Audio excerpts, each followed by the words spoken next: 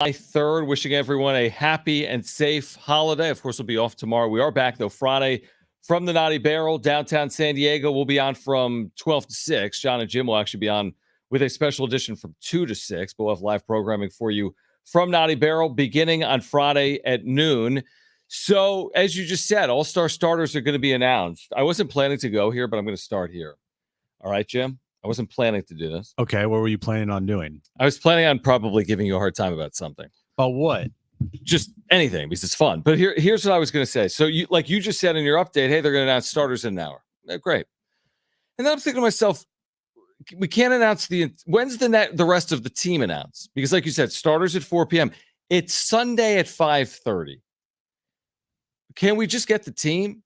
Is it that nuanced that we can't have the starters announced and then they have to figure out the particulars of it? We have to wait another 4 days to get the rest of the team. Why is that?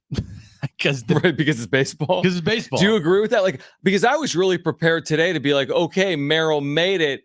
Let's discuss. Merrill didn't make it. Let's not discuss. He's not a finalist to start. No. So we learned nothing about Merrill. Now, to your point, maybe Manny Machado starting this game. What an amazing accomplishment that is, considering where his season started. Like you said, Arise and others. Profar, for the first time in his career, is just going to be an all-star. We're going to learn that within the next hour. But, it's like we can't have everything we want. We can't have all the nice things. So we're going to get starters today at 4 p.m., and then we'll react to that.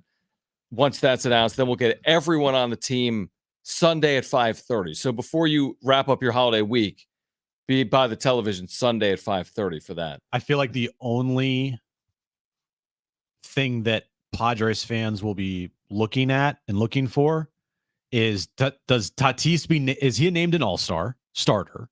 He won't play in the game. He won't be. But will he be named a starter? And I don't think Luis Arise is close to being a starter over Ketel Marte. Same thing with Manny Machado. I don't know if he's going to get over on Alec Boehm.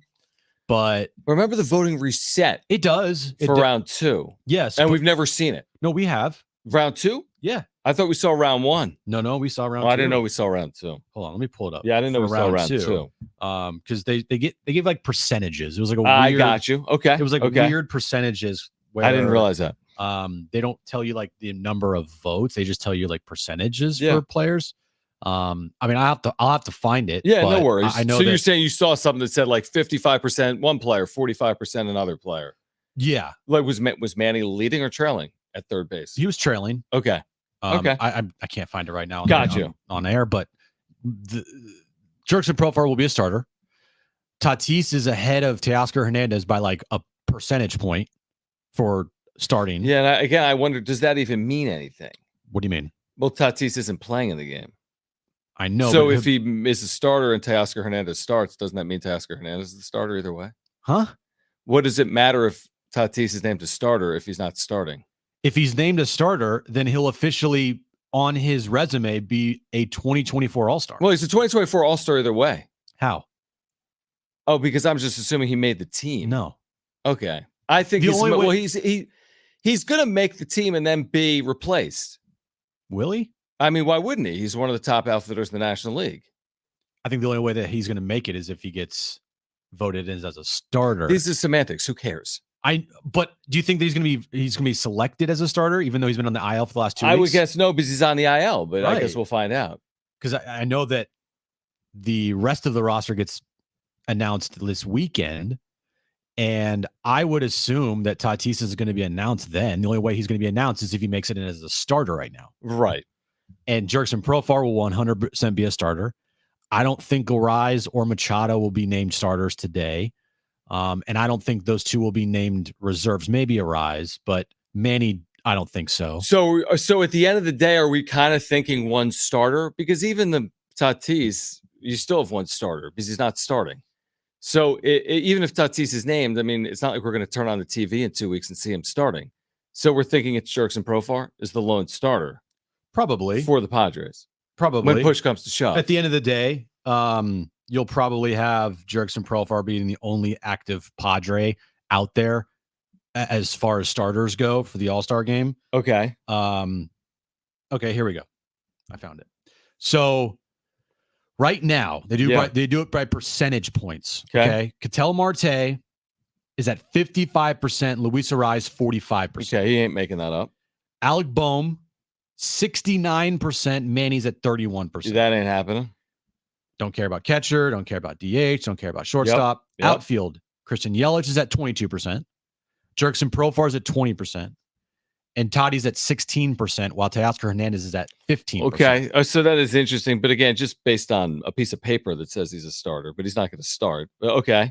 So today at 4, you could have 2 Padres announced as starters, and come the All-Star game, then that would mean only one would be playing, and that'd be Jurickson Profar. Right. So the end result's the end result. You're going to get one starter in this game, which again, I'm not losing sleep over. I think you get Robert Suarez as a reliever. I think you get who else do we think you get? I think Jackson Merrill. I think Jackson Merrill's earned his way onto this team, even though he's not a finalist in the fan vote. Who was named Rookie of the Month in the National League today, by the way. Correct. For Rookie June. of the Month. Yes. Well-deserved. That helps his case towards a potential Rookie of the Year candidacy down the line if he continues to play like this. You know who's not going to be on this All-Star team? And honestly, he had a good shot of doing it if he would have looked at everything up until May 14th. Manny Machado? Dylan Cease. Oh, that's right. Because on May 14th, Dylan Cease was among the best pitchers in the National League, if not the best pitcher in the National League. And you tweeted about it last night because they put it up on Padres.tv. He's been among the worst pitchers in the National League since May 14th. It's somewhat confounding. It's tough to figure out. He was awful yesterday in the opener in Arlington. So we're going to get into baseball because they're trying to avoid a 3-game losing streak when they play later today. They move their rotation around. We talked about this yesterday, Jim. We're like, hey, the off days are their advantage, and I stick by that. But they move the rotation around to give Dylan Cease 3 starts before the All-Star game as opposed to Adam Major. I'm on board with it, even with the way he's pitched. Obviously, why would you pitch Major more than Cease? But Cease has kind of backfired on himself. So let's listen to Mike Schilt yesterday on Cease, also on the opposing pitcher for the Texas Rangers, Nathan Eovaldi. Here's Mike Schilt last night postgame. Yeah, no, I mean, listen, we've been clear. I mean, we're not. I mean, Dylan's going to be fine. We'll take his start every time. This again wasn't his night, wasn't our night. But yeah, starting pitching is pretty critical to success consistently in this league for sure. Eovaldi, he was good. He threw the ball really well. Looked like he had some life on his fastball. Was able to command it. Secondary pitch, his splitter was good. He threw the ball exceptionally well.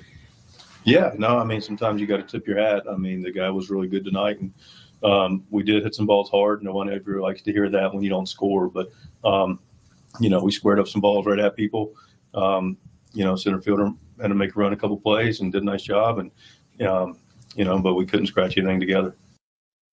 Sometimes you got to tip your hat. I mind it less today than I would have 12 days ago, because even with yesterday, they're 9-3 in their last 12 games. I wouldn't like it if there's 6 games under 500. They're not. They're 3 games over. And their offense has been good, not the last 2 days. So what do you make of that? Cease struggled, clearly. He said that. But Nathan Eovaldi, who's been good this year, sometimes you got to tip your hat. Please, let's not do this again, Padres. Please, let's not do this again. You're saying the team. The team. You guys just put together the best stretch of baseball of your entire season, going 9-1 in a 10-game stretch. I'm not going to count like 9 of 11 because, whatever. But anyway, you've played your best baseball here recently. Don't throw it away right away where you then lose 4 in a row or you lose 5 of 6. You have to keep this momentum going until the All-Star break because, there's so many factors here. The road trip to the All-Star break, all the injuries you're dealing with, end up like crushing them if they don't play well down the stretch here to the All-Star break? Probably not. But I think for everyone's mental state, it would be much needed for you guys to continue to play good baseball over the remaining 10 games of the first half. Even if you go 6-4, that's a still good 10-game stretch. That's kind of what we're asking for. 6-4 in the final 10 games. You're then 5 games over 500 at the break. I would take that in a heartbeat. But please, please, please, please don't fall back into the trap and the trend that you guys have created earlier this season for most of the first half, where you guys play really well, followed up right away with you guys playing really bad. And the last 2 games, you can say they're one-offs, you can write them off if tonight and the rest of the first half, they play consistently good baseball. Yeah, the issue is 2 days ago you looked up, you're like, wow, Padres are rolling. They've won 9 of 10. Oh my gosh, Texas, the defending champs, they're 37-46 2 games ago. Left for dead in the American League, where you're going to have to be well over 500 to make it as a wild card team. Well, the Rangers snapped a 6-game losing streak on Sunday and then won again yesterday. And the starters they're throwing at the Padres this week, including Eovaldi yesterday, are all good. Eovaldi's had a good year. John Gray, who's not an old friend, but is because of the NL West, they've seen him a lot, has had a really good year, veteran right-handed pitcher. And then Thursday, Max Scherzer's back. He's only made 2 starts, but they've both been very good for the Rangers. So that's your, again, veterans, Eovaldi, Gray, Scherzer. You've lost game 1. I said yesterday, if you win the series, it's all good. I don't care how you win it. You can lose game 1 and win the series. So they still have that in front of them, but this doesn't seem very easy all of a sudden. From 2 days ago where you're rolling to 2 days later, the Rangers have won consecutive games. You're facing John Gray and Max Scherzer, needing to beat both of them to win the series. Yeah, just don't do this again, guys. Like, you guys were on a roll. You guys were scoring a bunch of runs and hitting home runs and pitching really well. And then Sunday happened where you score 1 run. Wasn't the end of the world. Yesterday, one of the most boring games you'll ever watch if you're a Padres fan. 2 hits, 2 batters over the minimum. It was a quick 2 hour and 20-minute, just nothing of a game.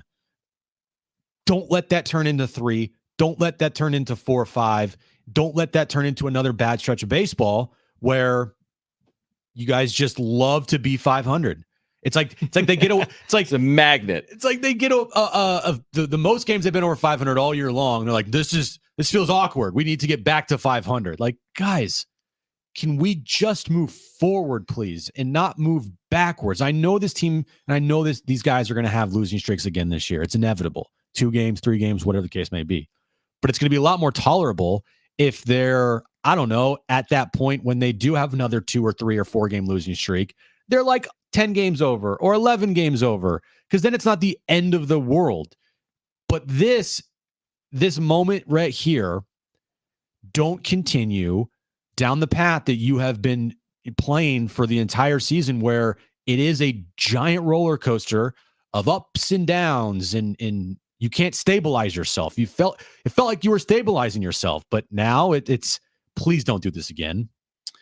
So, okay, here's what I would say, and I agree with you. By the way, I give Schilt more of a buffer and cushion when the team is actually 3 games over 500 than the opposite. And the example I'll use is I think we both kind of let him get away with tip the hat to some extent. Like, we haven't harped on it, both last night in the wrap-up show or even here today.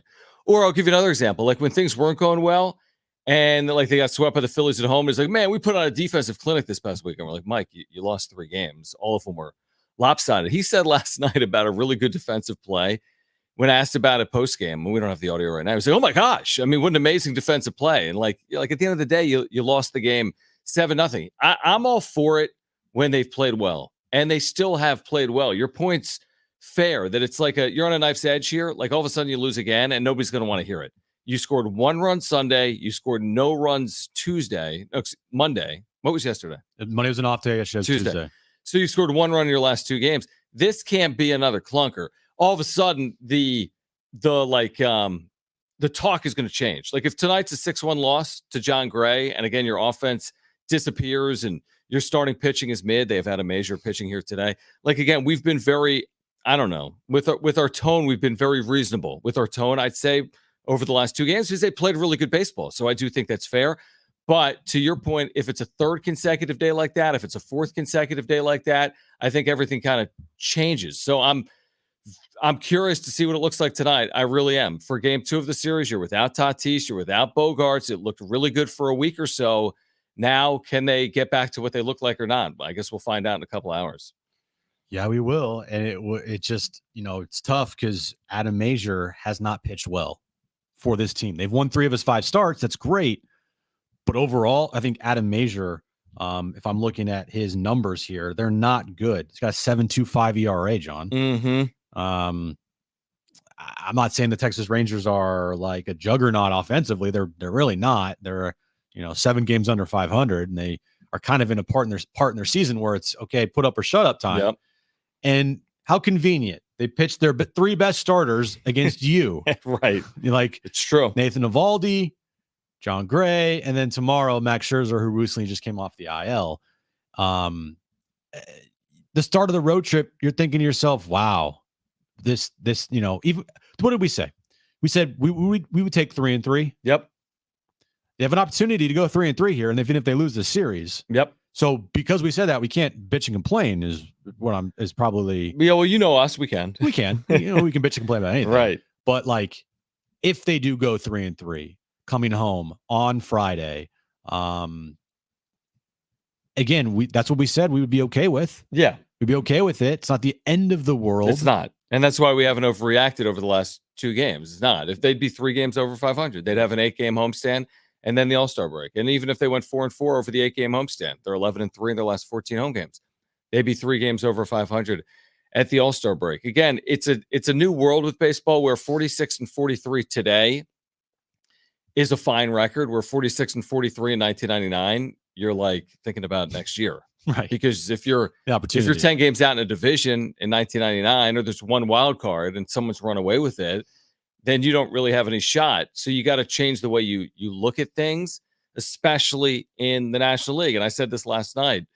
They've played 89 games. They've earned nothing, but they haven't given anything away either. They're 1 game up on a playoff spot, but better than the alternative of being outside looking in.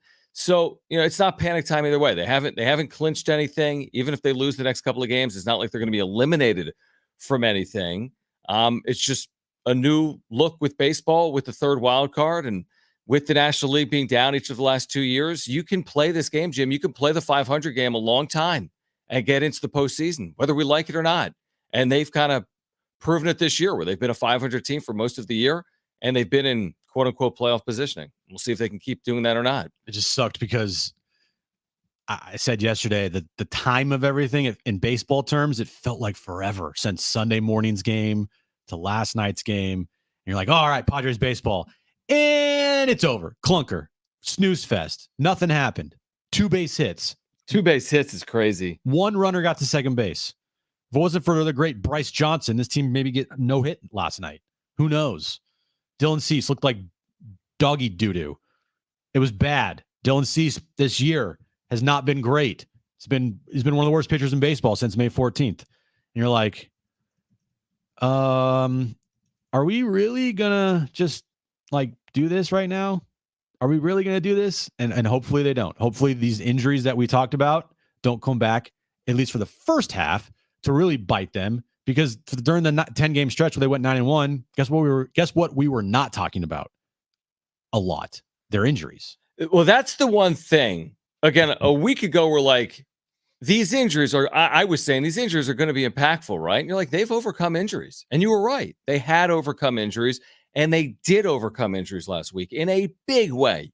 It was an afterthought because of everything that was going on field, with everything, the National Series, and the way the Padres were playing and all the walk-off wins. But we all agreed that with they still have 73 games to play. It's a factor.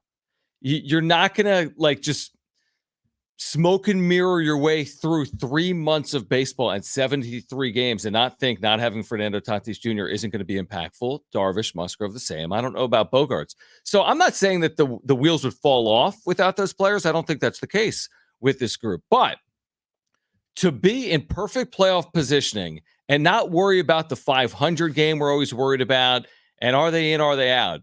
They need to get healthy, in my opinion. I think if they're not healthy, they can find a way, and it'll be rough patches, and they'll figure it out.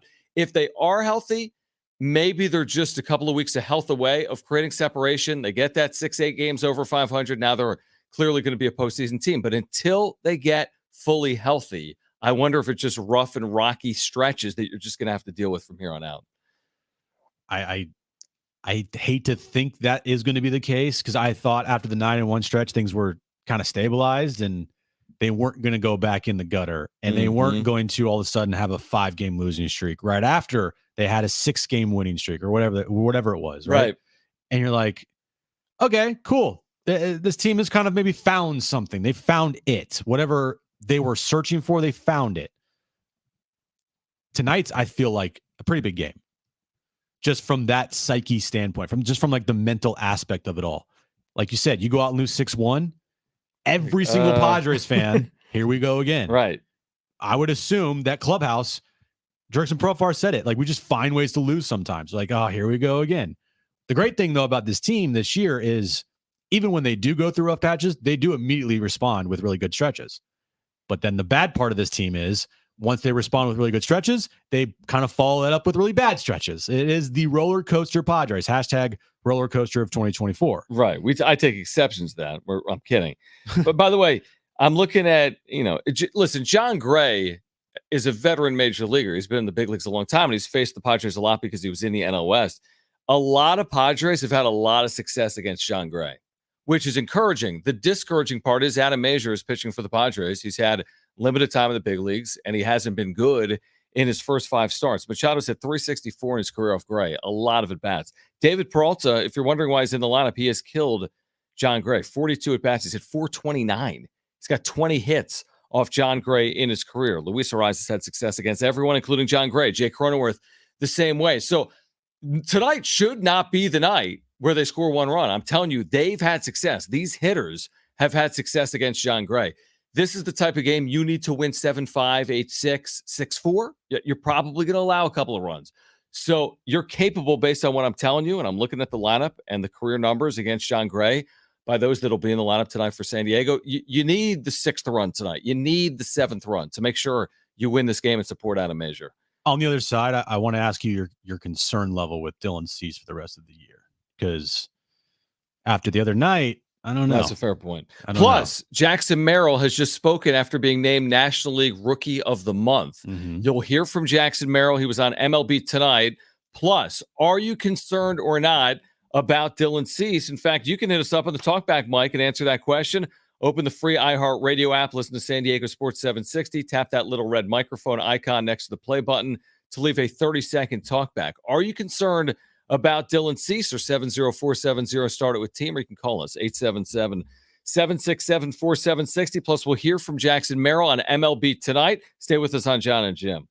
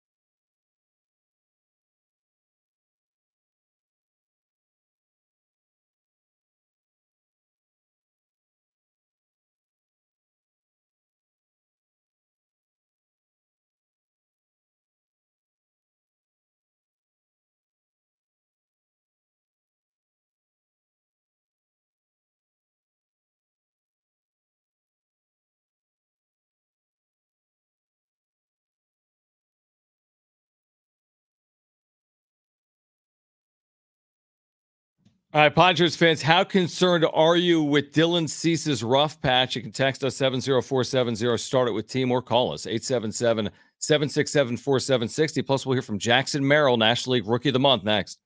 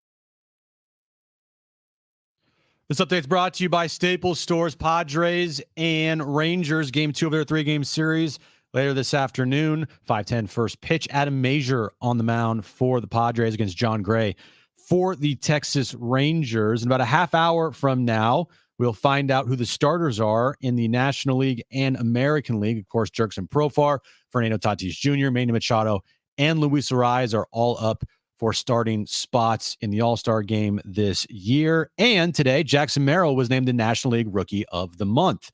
With Staples Hot Deals, you'll find super low prices on hundreds of items for back to school. Right now, 24-pack Crayola crayons and comp books are just 50 cents each at Staples. Plus, save even more with the Easy Rewards program. In-store only, offer ends 8/24, limited to 20. Save big on back to school at Staples.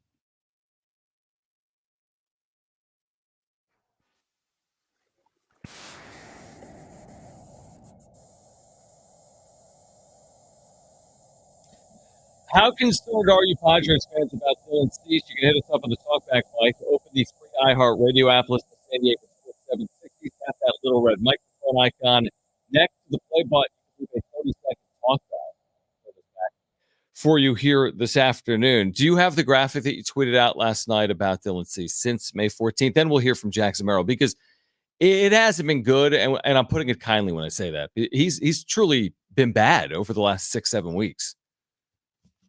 Since May 14th, John, his rankings in Major League Baseball, not just the National League, Right, but Major all League. of baseball. All right, all of baseball.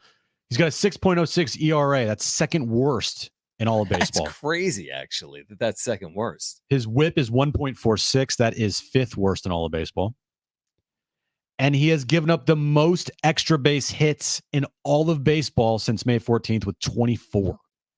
The Padres in his last 10 starts are 5-5. Which isn't horrific, obviously. It isn't. It's not like they're 1-9, Yep. But you traded for this guy to be your ace, or at least a co-ace, or at least the top of the end rotation type of guy. Especially with these other guys out. You traded 2 top-level prospects for him. One who's already at the big league level with the Chicago White Sox and Drew Thorpe. Yep. So you were expecting closer to the 2022 version of Dylan Cease than the 2023 version of Dylan Cease last year, who was not good at all. It was not a good season for Dylan Cease. He was also on the worst team in baseball. But he is pitching more like he did last year than he did in 2021. And it felt like at the start of the season, okay, the Padres got the 2022 version of Dylan Cease. They got the ace. They got the Cy Young guy. They got the dominant starter that they needed to have to replace what Blake Snell gave this team last year. And then all of a sudden, since May 14th, the numbers that I just read there, falling off a cliff, man. What if, and I hate to say it, I mean, we did it a little bit with Snell, like other than the really good years, he's really bad. Like that was kind of the narrative on Snell. Well, Snell's had 2 really good years and won 2 Cy Youngs. Dylan Cease finished second that 1 year. What if 2022 is the aberration? I'm asking the question. What if 2022 is the outlier?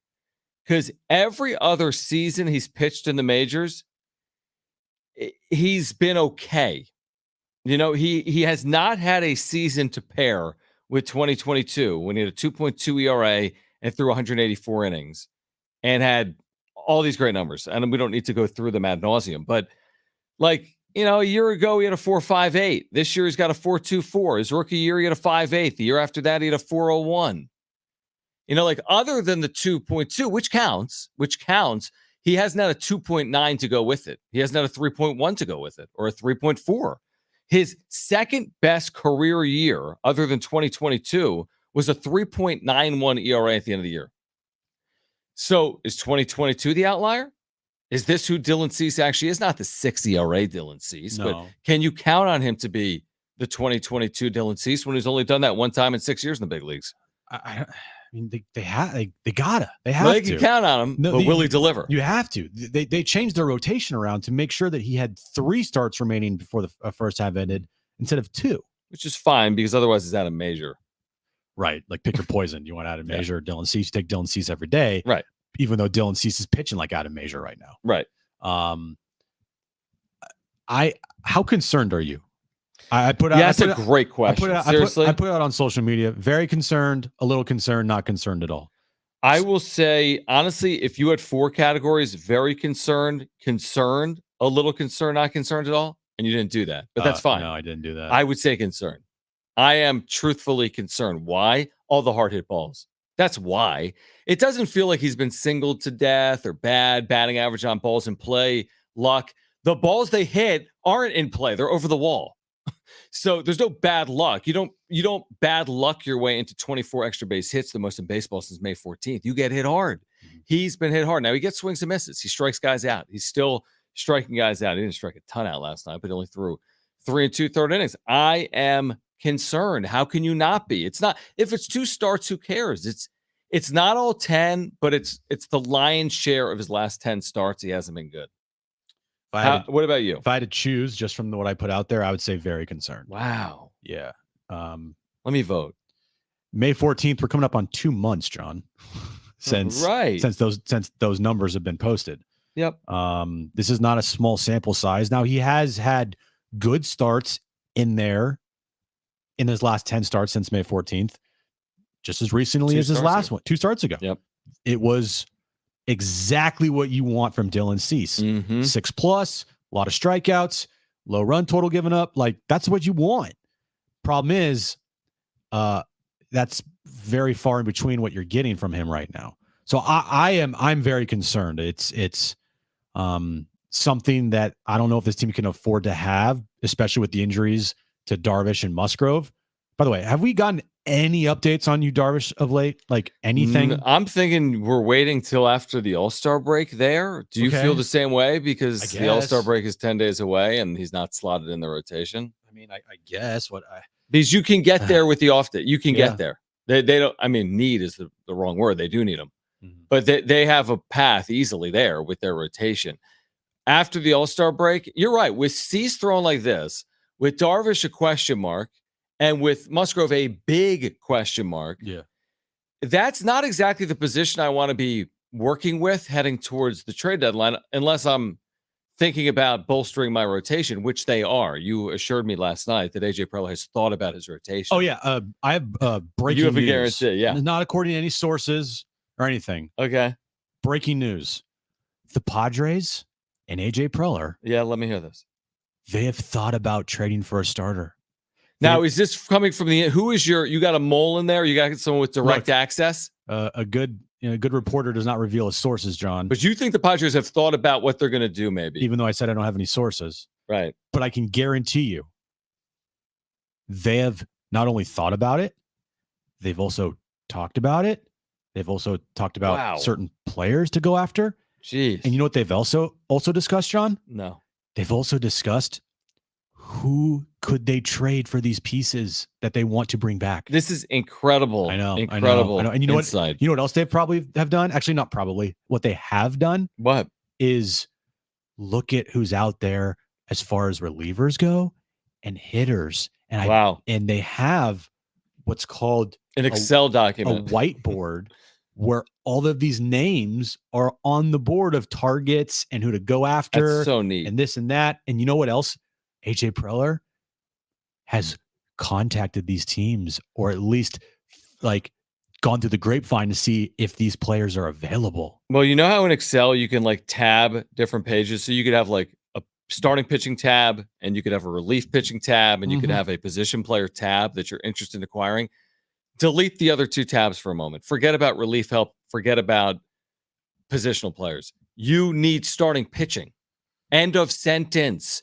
You can get to the postseason through starting pitching. I'm telling you right now, if they get the starting pitching you hope they're going to get, whether it's what they have here with Darvish Musgrove coming back or Cease pitching effectively or what they acquire, they can get to the postseason. If that goes haywire with injuries or failed acquisitions, then it remains a question mark. But I'm telling you, if that part's shored up, they will make the postseason. If it is not shored up, there's no guarantee that it's not 2021. I don't think the same way. I don't think the wheels just fall off. I don't see that in this team. But you can make it real tough on yourself if you've got injuries and ineffectiveness in your rotation in the second half of the year.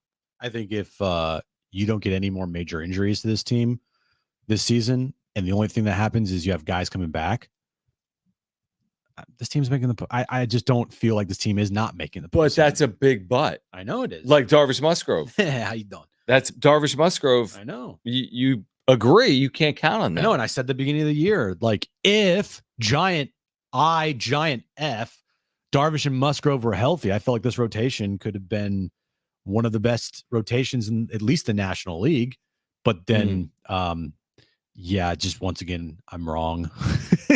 I mean, guys get hurt. It's part of it. Yeah, it is. And it was foolish to think that Darvish and Musgrove were going to just be fully healthy for the entire season, especially after what they went through last season and what Musgrove was going through, and to see what Musgrove did in spring training or didn't do in spring training, and also to rely on a guy who's almost 40.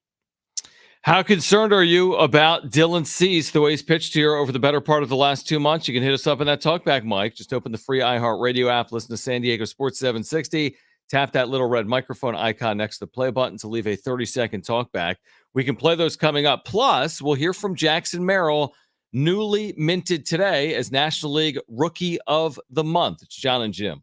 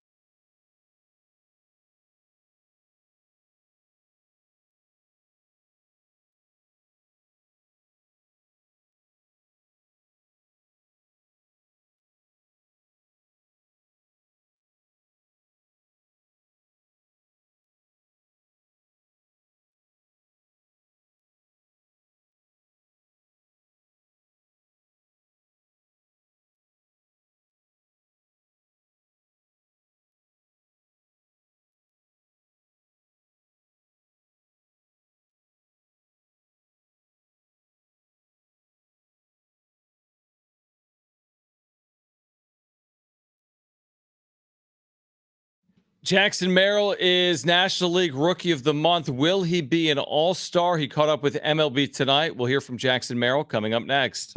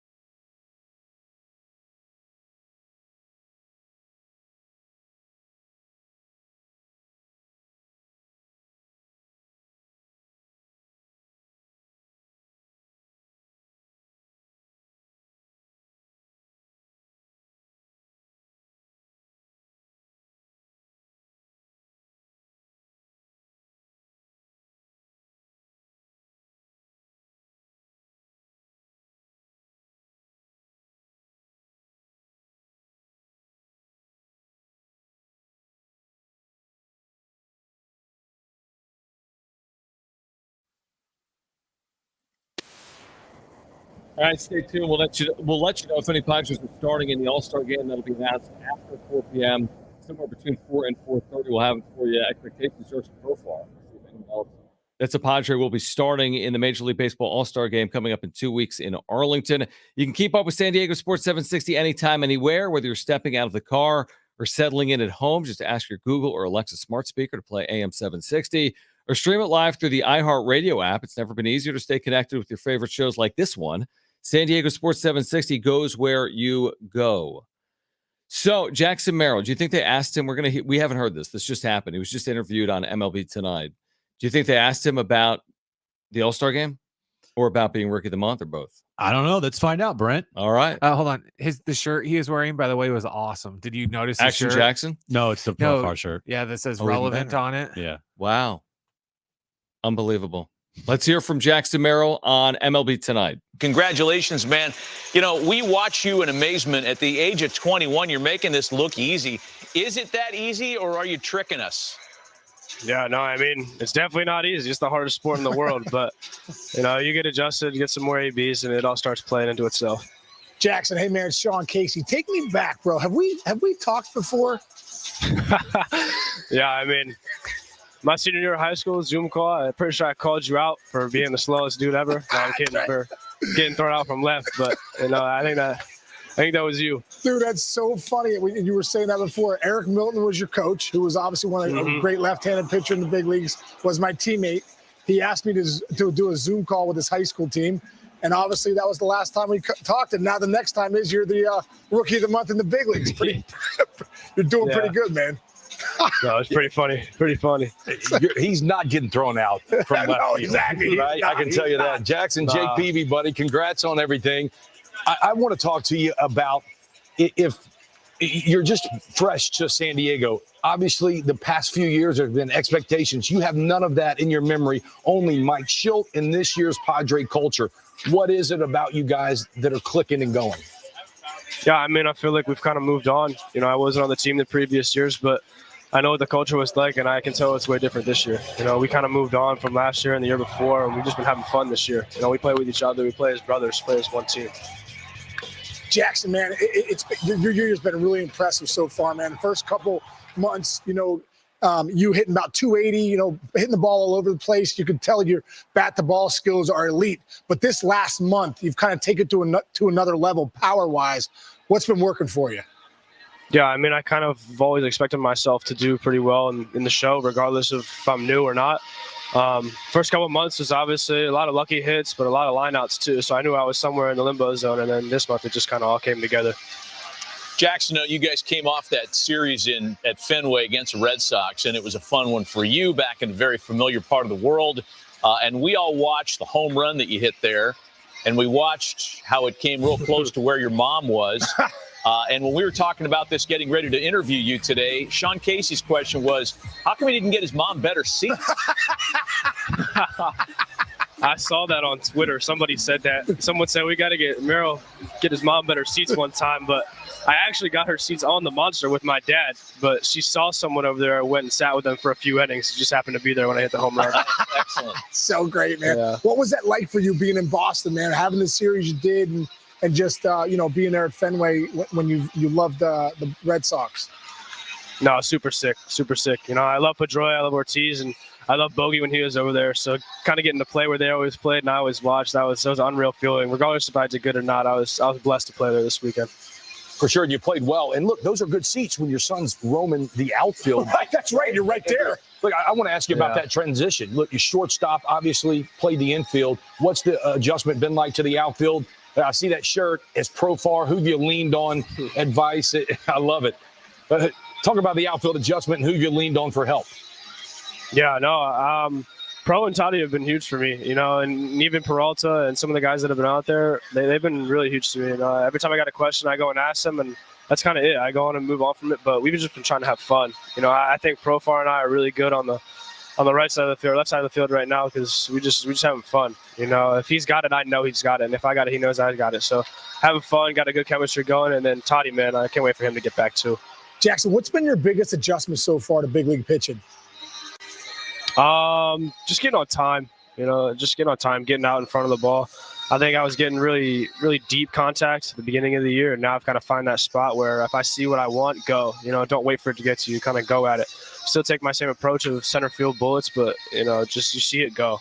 Well, it's going to be about an hour before you start in Arlington that you and us and everybody finds out if Jackson Profar is going to be a starter in the All-Star game in that building. We wish him the best. We really thank you for the time, Jackson. Congrats on Player of the Month for June, and way to go. Stay hot. Congrats, brother. Thank you, guys. I appreciate it. Sean, make sure to run out those line drives. Next time, in my next life, bro, I'm going to run that out. No doubt about it. Any wiffle ball games, make sure you get down there. They're having the best time ever. Oh, my God. Ha, ha, ha, ha, ha. He did say this. I know what the culture was like, and we've moved on from that. So, he wasn't even here. Yeah. And, there's your takeaway. He wasn't even here. Yeah, he's so fully aware. They're so dialed in there. We have to do everything to avoid 2023 clubhouse-wise. Good. That a guy that wasn't even there was I wasn't even here, but I'll tell you this, it's not like that. Good.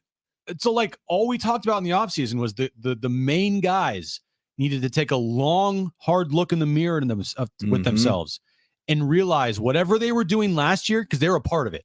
If anybody doesn't have, want to take blame, too bad. You have blame on your shoulders.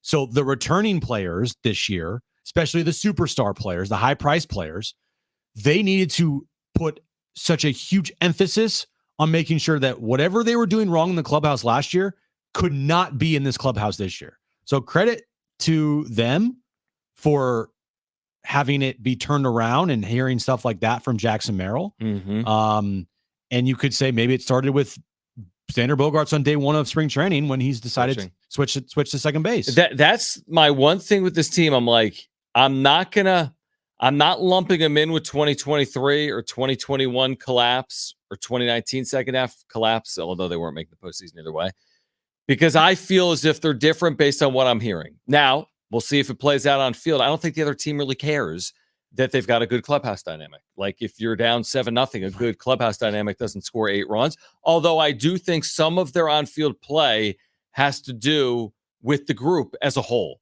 how they've kind of found ways in big innings. And they've done it a number of times this year. They just didn't do it a year ago. We'll see if that clubhouse dynamic and how it's different helps this team down the stretch. And it is going to be the stretch. They've played 89 times. They have 73 games to play. When we get into the second half of the year after the All-Star break, it's quasi-stretch time. They'll have 63 games to play after the All-Star break. That's not a ton.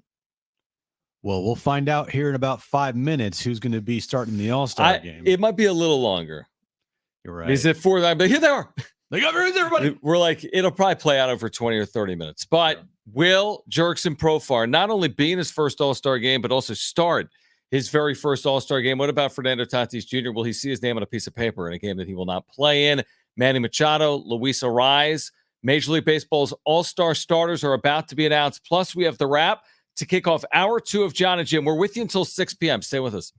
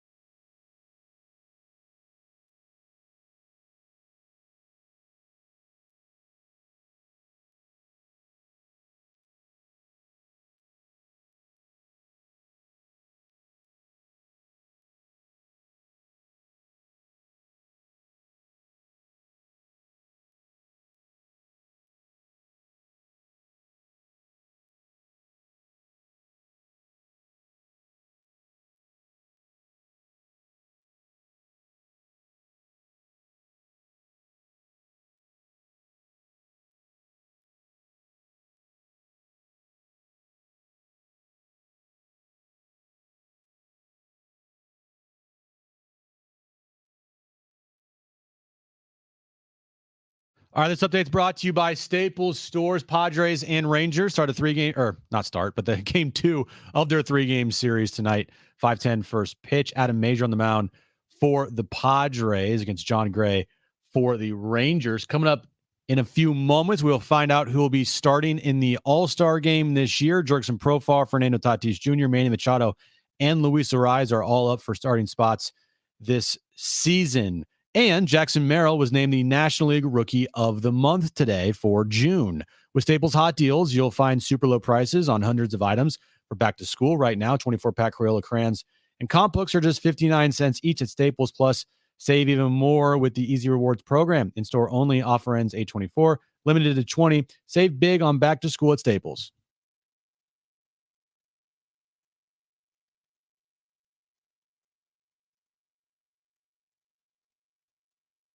All right, San Diego and Southern California, what's going on? Happy 4th. It's hour 2 of Jon Jim. It's not technically the 4th, it's the 3rd, but we're not here on the 4th. So wishing you a happy 4th. What are you doing safe, tomorrow? enjoy. Tomorrow is Kristen's birthday every year. Oh, Her birthday is July 4th. It's amazing. No, it doesn't how it works. change. It has not Wow. changed. Weird. So, Mine's the same day every year too. So, yeah, I mean, so we're going to celebrate Kristen's birthday. We celebrate the 4th of July. We're going to do a little bit of a local parade. Jones is going to be strolling around during the parade. We're going to do a picnic in the afternoon, things like that. Celebrate America. must be nice. Wear red and white and blue things around town. Celebrate Kristen. Definitely. Yeah. What are you going to do? You don't strike me as a fireworks guy. Like No, not the, particularly. Like Here's the watching them. problem. I mean, like lighting them off at Oh, your hell house or no. something. No, hell no. But here's the problem, real quick. I worked in minor league baseball. I don't know if you realize that. I didn't. Every night I saw fireworks. So yeah. For 15 years. I'm yeah. just over it. I mean, I'm cool with it if Jones thinks it's probably the greatest thing in the history of the world. So I like seeing it through like his eyes. But for me personally, I'm like, leave me alone. Yeah, Fireworks. I'm not really. People on our street, or at least one street over, have been lighting fireworks Oh, off. yeah. Oh, yeah. And I'm like, guys, What time? Are they doing it late or just late? it's like 9:30, That's not 10. terrible. And it's just like, they're not even cool fireworks. They're Right. just those It's like stupid loud. ones that are just are bang. Yeah. And I'm like, See, on these the aren't, even, 4th, these aren't even cool. I'm all for the 4th fireworks, the traditional like Big Bay Boom and great. But then late night, you keep hearing them. Yeah. People are setting them off, and it's getting late, and it's really late. I'm like, come on, we do this every year. I am hanging out with some friends tomorrow. Oh, really? Multiple You have places. those? I do, yeah, multiple places. Multiple friends or places? Both. Mm. And then that's it. Wow. I know. And then Friday we're working. July 5th. Friday we are working. Naughty Barrel. Can I just say this before we find out Jackson Merrill is an all-star? Sure. What in the hell is baseball doing? What's your problem now? With their all-star game jerseys? I mean, these things. This is a broken record, though. I know it's a broken record, but I'll continue to say it. I don't care. They suck. They're god awful. I mean, I sent it to you this morning, and you're like, "Did Jones make that?" I mean, They're not good. These are so bad. Now, I've kind of seen worse, but baseball. What are we doing here? Back to regular jerseys is what people want. Not this crap. You're right. It's what they want, but what baseball wants to do, it's like what you spoiled to our listeners about AJ Preller, how he's like thinking about the trade deadline. What baseball's thinking about, Jim, is something called making money. And you know how you make money? You sell a jersey that isn't like the other jerseys, even if it sucks. So when a jersey says Padres, well, people have Padres jerseys. When the jersey says National League and it's outfitted specifically for 2024, people don't have it. So it may not look good, and it doesn't. I agree. People will buy them. Here's the thing. I would buy that to wear it myself, but I don't like it for them to have it as an actual uniform. It's just like a shirt that wasn't like their official all-star uniforms. Okay, it's kind of cool. It kind of has a retro thing. They're going, celebrating the Negro Leagues this year. Kind of is that what it is? I was going to text you that. I'm like, it reminds me of a bit of like a complete throwback. Yeah. If it's a throwback to the Negro Leagues, because that hasn't been explained to me. That's kind of either. They've been kind of celebrating it all year, and they just had that game. Was it last week or 2 weeks ago? Alabama. So. Yeah, I don't care. They still stuck. I don't care. What they used to do, and you still could do it, and you could sell a lot, is you make these the like batting practice jerseys, and they wear the batting practice jerseys and the patches and the logos.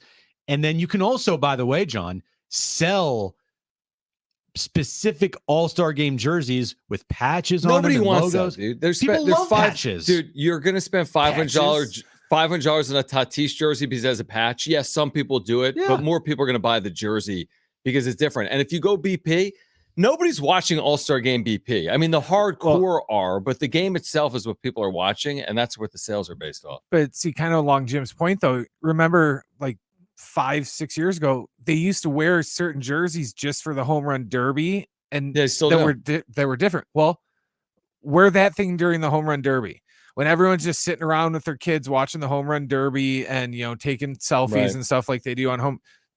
That's what they should wear. Just have them wear those there, and then, like Jim said, just wear your normal uniforms, put an all-star patch on it, because they don't get special hats. They're still going to march them out there. No, they do. Did last year. They do. Oh, Yeah, okay, they didn't last year. Yeah. So. They're ugly, by the way. It's just baseball completely swift on their ideas with these jerseys. I mean, frankly, almost every City Connect jersey sucks.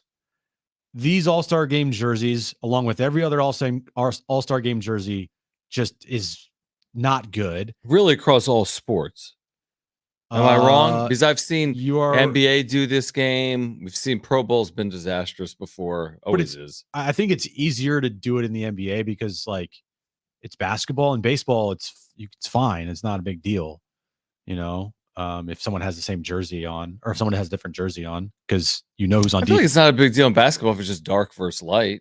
Yeah, but everyone's wearing white and everyone's wearing dark. Yeah, but some teams don't have like a dark color jersey, like the Lakers. They have a dark purple yellow. and yellow. Oh, they don't have a white? They do have a white, but that's like a Sunday thing or whatever. I don't know. I mean, I'm with you. By the way, we're getting all-star starters revealed right now. Of course, they start with the American League just to annoy us. Yes, of course. We don't care about the American League. I mean, people do, but I'm more concerned about the Padres. So we're interviewing, Adley Rutschman, who's made his first career. He's been named a starter for the first time in his career. So we'll get to National League starters, I would guess, in the next handful of minutes. We're not learning about Jackson Merrill today, unfortunately. We know he's Rookie of the Month. We know he's deserving of an all-star spot. They're not announcing the entire roster until Sunday afternoon at 2:30 Pacific, 5:30 Eastern. So we'll know the entire roster. We'll know about, like, is Robert Suarez on the roster? Should be. Is Jackson Merrill? Should be. But the only thing we're learning right now is who was voted a starter, which, I mean, if it's not Jurickson Profar, I'm going to what are we going to do? Oh, we're going to flip the table. We're just going to go to national programming. Yeah. Right? Because otherwise we'll be like FCC violations. It's good practice for the station. Yeah. Well, now join the odd couple already in progress. Right. We can flip that table over there if you want.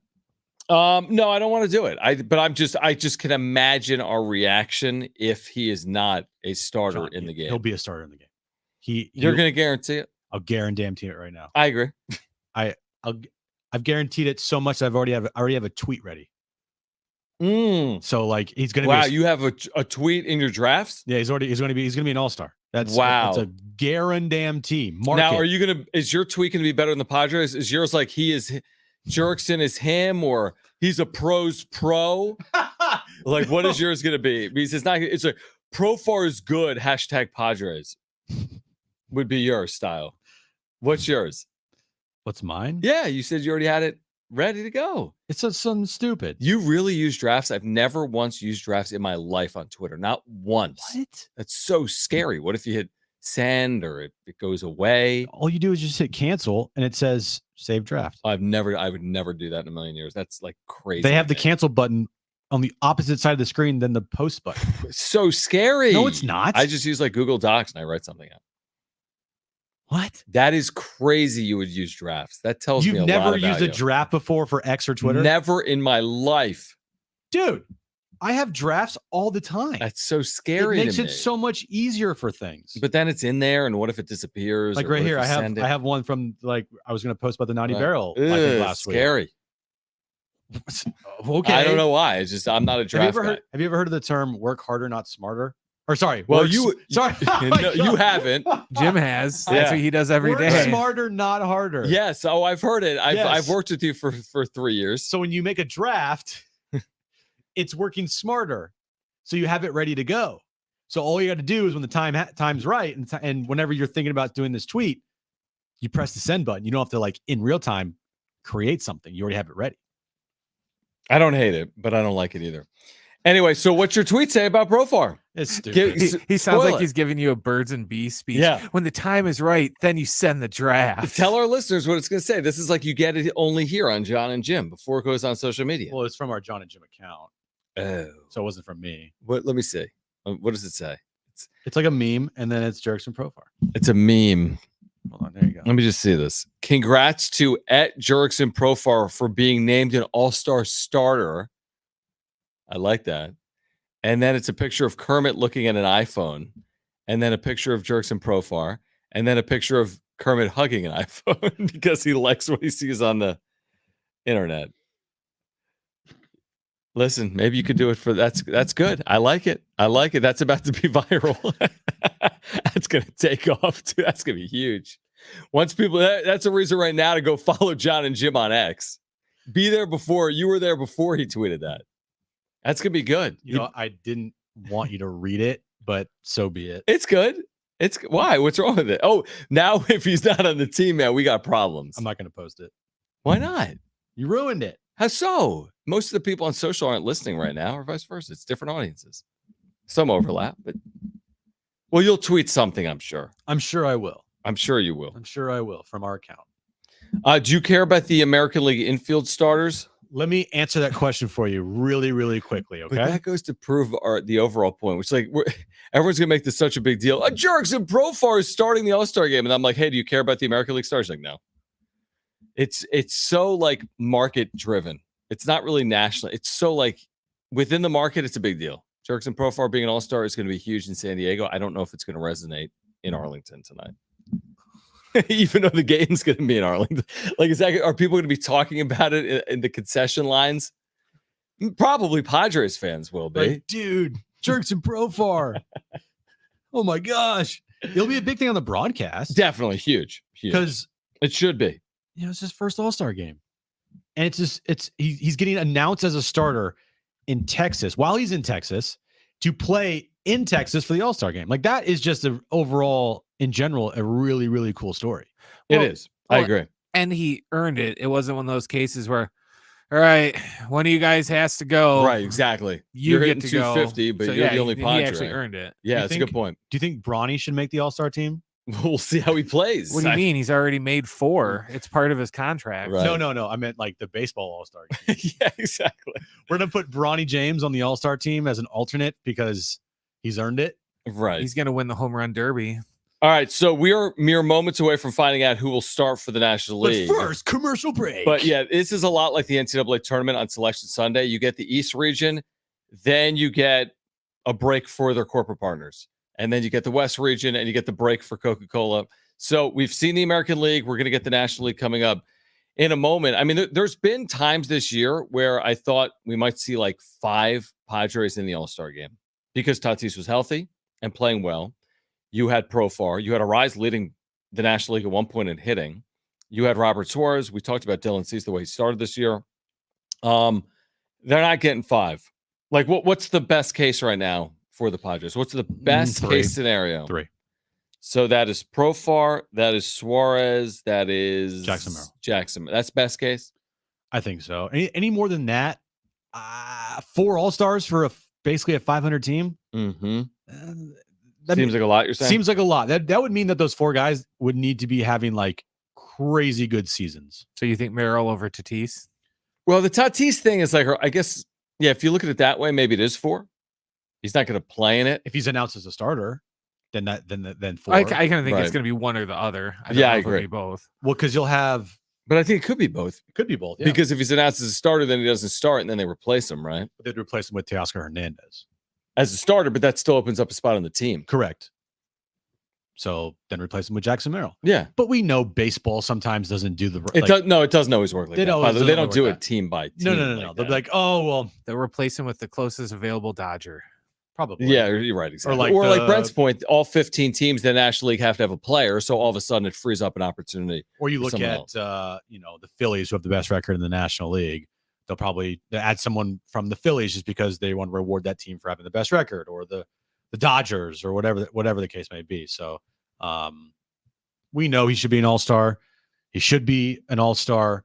I would be disappointed if he's not an all-star. I'm talking about Jackson Merrill. Right. But it won't be the end of the world for me if he's not an all-star. But I'll still be like upset. And I think Padres fans will be upset too. Oh no, I'll die on that hill. Okay, die on it. I mean, that's a hill I'm willing to die on. Cool. Because he's earned it. And I don't like when I see someone that is like the best center fielder in the National League not be on the team. Him not starting, okay. He's not household. He started the year as a 20-year-old. He's burst onto the scene as a rookie. He plays in San Diego, not New York or Los Angeles. So I understand it for the fan voting to sleep on him to some extent, but you can't hit 291 as a rookie and have a 2.5 WAR with your good OPS plus and not find a way to get this guy on the team. Paul Skeens is on the team, and Paul Skeens, from a pitching perspective, hasn't been better than Jackson Merrill from an outfield perspective, whether anyone likes to hear that or not. This really helps Jackson in the long run by winning the National League Rookie of the Month in June over a guy like Paul Skeens, over whoever else is doing well in contention in the National League for rookies. That's true. That's a huge notch on his belt to be Rookie of the Month. And if he can continue this, that's a great thing to put on your resume. And that's a great point. You're right. You also make the All-Star team. Yeah, what a year. Dude. Say what you want about AJ Preller. I've said a lot about him. You have. But that is something that AJ Preller should be incredibly proud of if Jackson Merrill makes the All-Star team. And even if he doesn't, just what he's doing right now, I'm sure this organization is through the roof on this kid. And to thankfully he didn't get traded away in any trades, because I guarantee you also he was involved in a lot of trade talks and discussions over the last couple seasons. 2 off seasons. By the way, Tonight in Texas features both Rookies of the Month, American League Wyatt Langford, National League Jackson Merrill. All right. To the National League, we're turning our attention right now because they're announcing National League starters. So what we're curious about is Tatis. Again, for me, it's a bit of a formality. He's not playing in the game, presumably. How could he? He's not playing the game 100%. 100% not playing in the game, exactly. Correct. So to me, okay, we'll see. So the real question for us is Profar, and Jim's telling me that's basically a formality too. Correct. So I think it's going to be Profar. I guess we'll see if Tatis is technically a starter or not.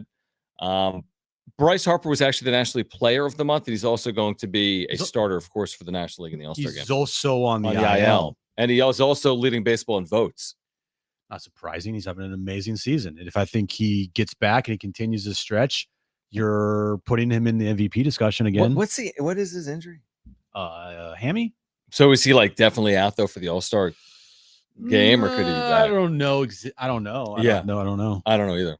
What's the sponsor for this year's All-Star game? The buildsubmarines.com All-Star game presented by buildsubmarines.com. Are they talking sandwiches or literal submarines? They're talking submarines. Well, this is just for the All-Star starters show. Reveal. Oh, okay. Yeah. It's that the game's is presented really by odd. MasterCard. Yeah, the game's has a bigger sponsor than MasterCard and Submarines. Build Submarines. Yeah, it sounds like a place that Jones would like to go to. Hey, honey, I've been watching the show, and hey, maybe that's the evolution. You know how they always get the All-Star MVP always gets a F-150 or something. You get a submarine. Now this year you get a nuclear submarine. All right, here we go. Who's going to start second base? Luis Ariz or Ketel Marte? I'm going to say Ketel Marte.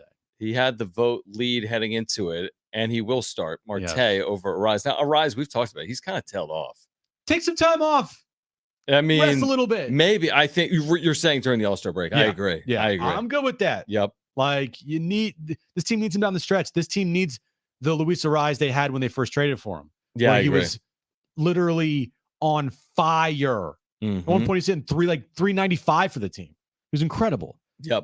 So I'm cool if he takes a break, but he needs it. But he still might be an All-Star this year. Could be. As a reserve. So, because who else is at second base right now other than Luis Ariz? I don't know if it's going to matter. I mean, they just need a certain number of infielders, but your point is valid. I would just say that with Ariz, and I don't know if it's because of his health or not, he got off to such a torrid start as a Padre, and he's kind of cooled off here recently. I'm actually going to try to look it up. So I'll tell you this, Jim. For Luis Ariz, over his last 13 games, he's hitting 236. Yeah, not the Luis Ariz that we know. Yeah, he doesn't have what we've seen. And I asked him to be a power guy, but when you're hitting 236, you don't have power. His OPS is 640 over his last 13 games. So I'm with you. I think take the time off. You're right. He might be a reserve on the team, but I think the time off could actually serve him really well because he's had some bumps and bruises. Trey Turner starting the game at shortstop over Mookie Betts. Yeah, Mookie Betts is also injured too, right? Everyone is. Yes, he is. He's out. You're right. Okay, Manny Machado or Alec Bohm? Alec Bohm by a landslide, because last time I checked and last time that we talked about it, top of the show, Alec Bohm was leading Manny Machado by like 30 percentage points. Yeah, and it will be Alec Bohm, which leads me to believe that Manny Machado will not be a reserve. Would you agree with that? Like his path was as a starter with his year? I would think so. 3 Phillies in the starting lineup in the infield. Trey Turner, Bohm leads the NL in RBIs. So okay, yeah, no, been amazing. And Bryce Harper. Yeah. So what about the outfield? That's where not even close for Manny Machado. 70% Alec Bohm. But Philadelphia, I mean, they're the first place team. They're number one team in baseball. In the and National who League. deserves it there? Yeah, it's like if you nationally you're voting between a guy that's had a really good year and a guy that's been good recently. Machado he's been very good recently, but who's had the better year? And now we're going to interview Alec Bohm. Okay, of course. Lord, I told you when they're like 4 p.m. Be here, be ready. They're going to announce the starters in the outfield ball break. Isn't that exciting? All right, so we wait on Profar. The funny thing is, I think, again, the hardcore, our listeners, the sports talk listener is going to watch the Major League All-Star game. There's a lot of sports fans that don't. You know what I mean? Like, again, for the baseball hardcore, you're going to watch it. If the game's in San Diego, of course, you're going to be vested and into it. If you're the best team in baseball and you got 4 or 5 starters, like you said, Phillies, Dodgers, you're going to be into it. It's not like, I mean, I would argue there's as many Padres fans that are just watching a Padre regular season game as Padre fans that are watching the All-Star game. Like, are there more Padres fans watching the All-Star game than a regular season game? Here's how it works for all fans of baseball is, you'll get the diehards that watch the entire game. Yep. But I would say a lot also just tune in to see their player. But that was our point the other day. Like, forget that. You're going to go put a pirate on just to see him? I know. Who does that? No, who does that? I meant like good teams. Not good teams. Not like a Rockies fan. That's what I'm saying. Like, I'm going to tune in to watch the 8th inning. This guy's at bat. Now, Pirates fans will tune in to see Paul Skeens. That's different. But you know my point. If it's the Marlins and their only player is a reserve second baseman, right? You're going to tune in to watch Marlins, A's fans, Angels fans. Yeah, the bad teams. The teams that don't have any like players of consequence or superstars, right? Or huge fan bases, maybe or either big fan bases. Right. Like, if your player starting, then I'm just like Arizona. Ketel Marte. If I was an Arizona Diamondbacks fan, like they were in the World Series last year. I would tune in to watch him for the first couple innings and obviously introductions as a starter, which is awesome. Yep. And then I'm out. Right. Because I don't have any other player that I'd be watching. Like, I'm out. Yeah. What do you got, Brent? I think a lot of it depends on what the score is. If it's a close game, I'll stick around longer than if it's 7-0. Yeah, 5-1 at the end of the 5th or something. I'm going to tune it out. But well, guess what? On the other side of this break, we'll let you know if Jackson Profar is a starter in the All-Star game for the first time in his career or not. So we'll have that for you on the other side, plus the wrap. Major League Baseball All-Star starters are being announced at this hour. We'll let you know the latest on the other side right here on Jon and Jim.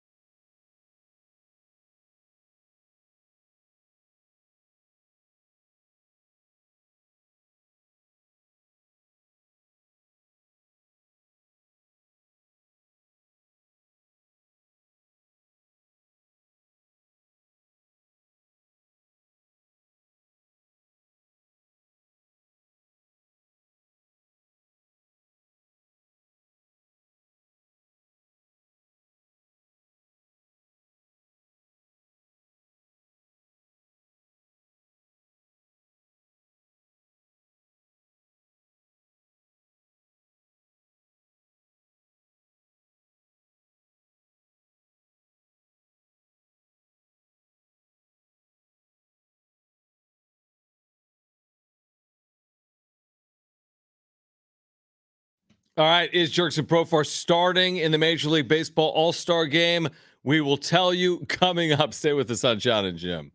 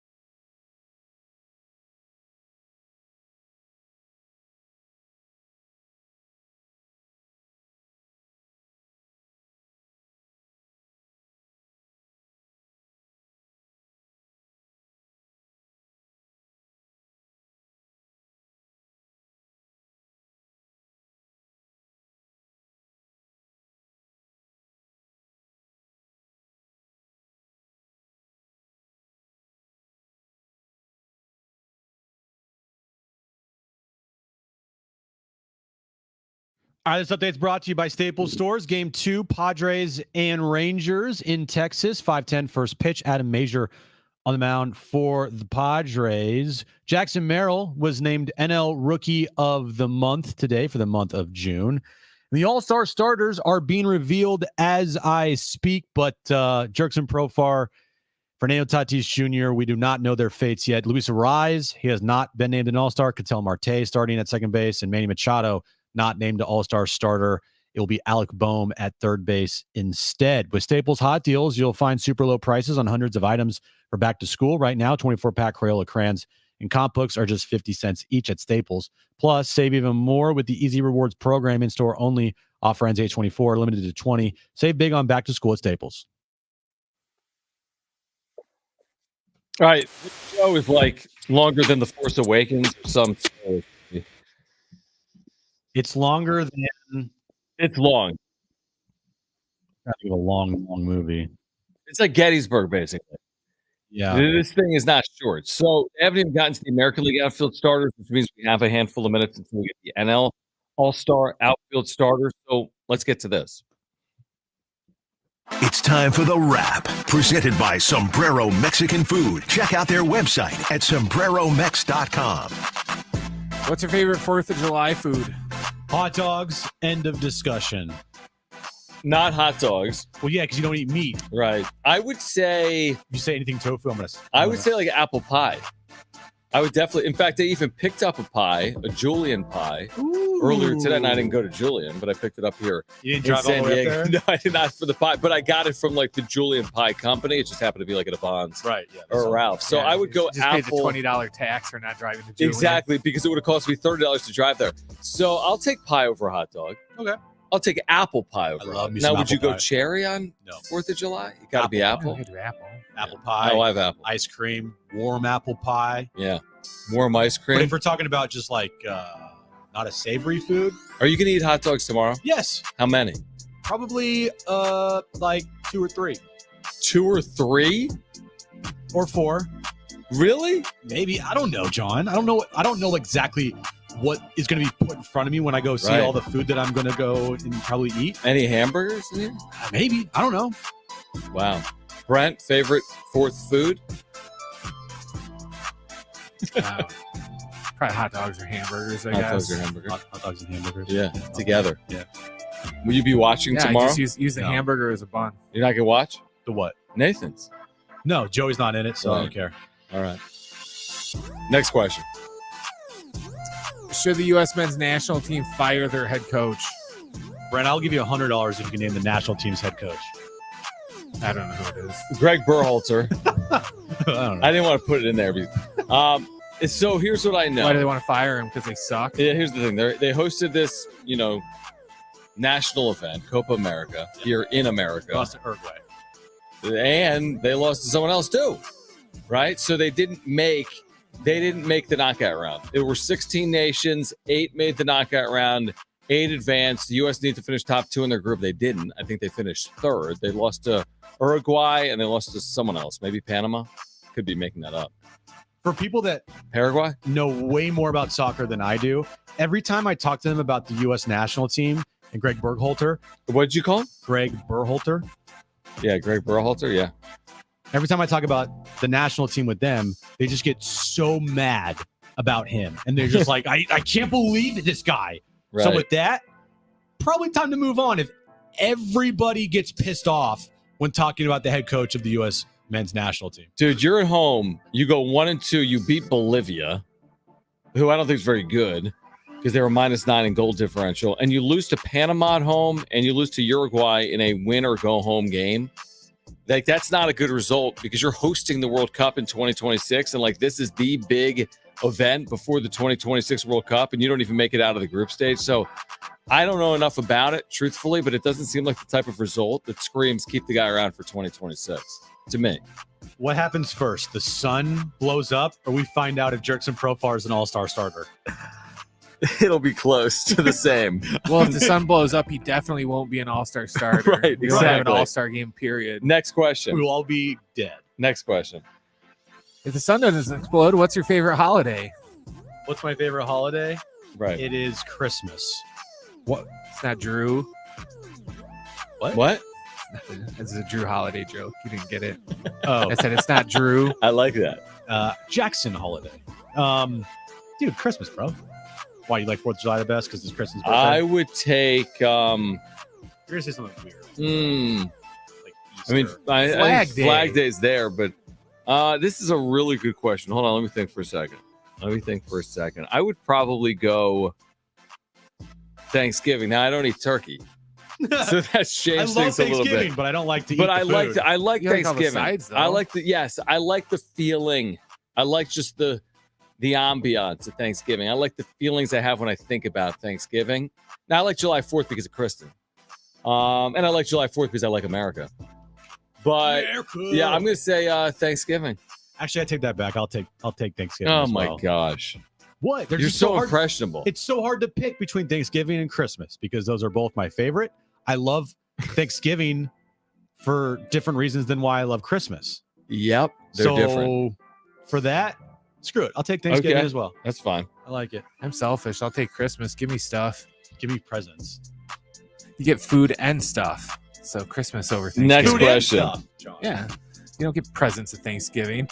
Is tonight a must-win game for the Padres? Every game from here to the All-Star break. Random Wednesday versus the freaking Texas Rangers in July. Programming announcement because tomorrow at this time, Bob Scanlon will join the show. I mean Friday. Yeah. Oh no, I was gonna say, he'll be waiting a while. Tune in. Don't tune in tomorrow. He'll be waiting longer than us waiting for the tune in. All-Stars. Tune in. Have your hot dogs and hamburgers with us here on San Diego Sports 760. But you're right. Bob Scanlon will join us Friday. Right. Will join us Friday at 4:30. Yes. And Kevin Acey will join us Friday. What a Not day. at 4:30. What a day. So you got Scan Man and you got Ace Man. And you get extra Jon and Jim. And you get 4 hours of Lucky us. you guys. That's right. That's right. What's the question? Is it? No, it's not a must-win game. I just fear we're going to be asking the same questions if they lose. We'll be sitting here going, like, okay, are we really going to have another situation where they win 6 in a row, 5-6 in a row, or whatever, and then they immediately lose go 3, back 4, and they give it all up. Please don't do that. Please don't give it up right away. Of course, it's not must win. There's no must win here, folks, before the All-Star break. I mean, they don't want to lose out, but there's no must wins this time of year, not in baseball, not with the expanded wild card and with the format. It's just not like that. If you hope that we don't discuss them being a 500 team all year, then you hope they get away from this 500 mark that they seemingly are always near. But even now, they're 3 games over. So, no, it's not a must win, but hopefully they win. I think of the 2 games, which ones you feel better about against John Gray tonight or Max Scherzer tomorrow? I know they've had some success previously against Scherzer, but I feel better tonight against Gray than I would tomorrow against Scherzer, who's fresh and only made a couple of appearances this year. And you don't want to go into tomorrow on the heels of 3 straight and potentially getting swept in Arlington. So go win tonight. There, that's my speech. Go win Mike a Show. base Right. All right. I don't know what's happening, John, but we are 40 minutes into this. No, only 38:30 into the show. They're treating this thing, this all-star starter announcement, they're treating like, okay, we have the entire field of 68 by now. So you have it with the 38 minutes. What did Brent say the other thing they treat this like? Oh, he said the college football playoff. Yeah. In 38 minutes and 50 seconds, we have that thing because we're always on the air at 4 p.m. and we're talking about it by 4:20. For this. If they did announce it in the first 15 Everyone, minutes, yeah, but that's not a good thing to say to your like loyal viewers, and like they have the list. Give it to us but also they are doing this for a reason. I get it. No one for wants buildsubmarines.com. I have no, honestly, John, I have no idea who the host is or that guy right there breaking everything down. I know he's probably a baseball player. Sorry. The only person I know on the television right now is Jeff. That's it. Do you know who Okay. those people are? Yes, on the left. I'll tell you on the other side. We're waiting. Okay, here's the deal. They're doing National League All-Star starters in the outfield on the other side. Okay, so we'll have that for you coming up. Plus, how does Bronny's rookie deal compare to last year's 55th overall pick? We'll have that for you on the other side. We are with you until 6 p.m. Jerkson Profar is going to be an all-star starter, right? We'll share the news with you coming up next on Jon and Jim.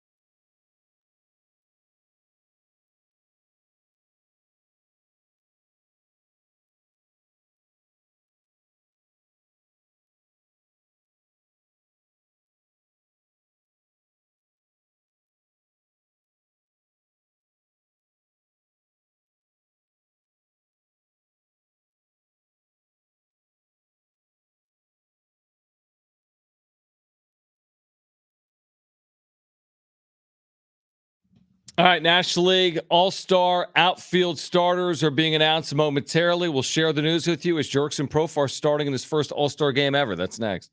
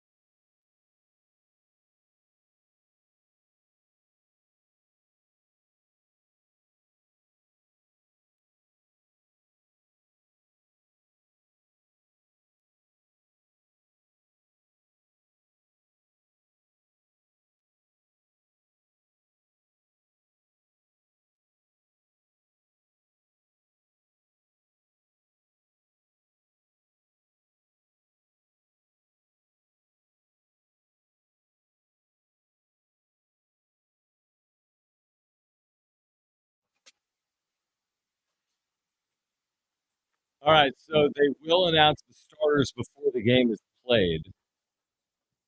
It'll be close. It'll be The very game's close. in 2 weeks. We have to talk about Ronald Acuna. Man, ACL. Real quick. hey guys, announcement is going to be longer than the game itself. We're pushing an hour on this show right now. I mean, guys, please. Oh, here we go. Here we go. Here we go. Jim is ready. He's standing by his tweet. He's got it pulled up. Shut It's up. out of the drafts, and it's up and ready. So we're finding out, is Jurickson Profar, and Fernando Tatis Jr. are starters in the All-Star game. That's official. Now, Tatis isn't going to play in the All-Star game, I don't think. But Profar, for the first time in his career, is not only in the game he will start, and Fernando Tatis Jr. is an All-Star starter as well, as voted by the fans. How about that?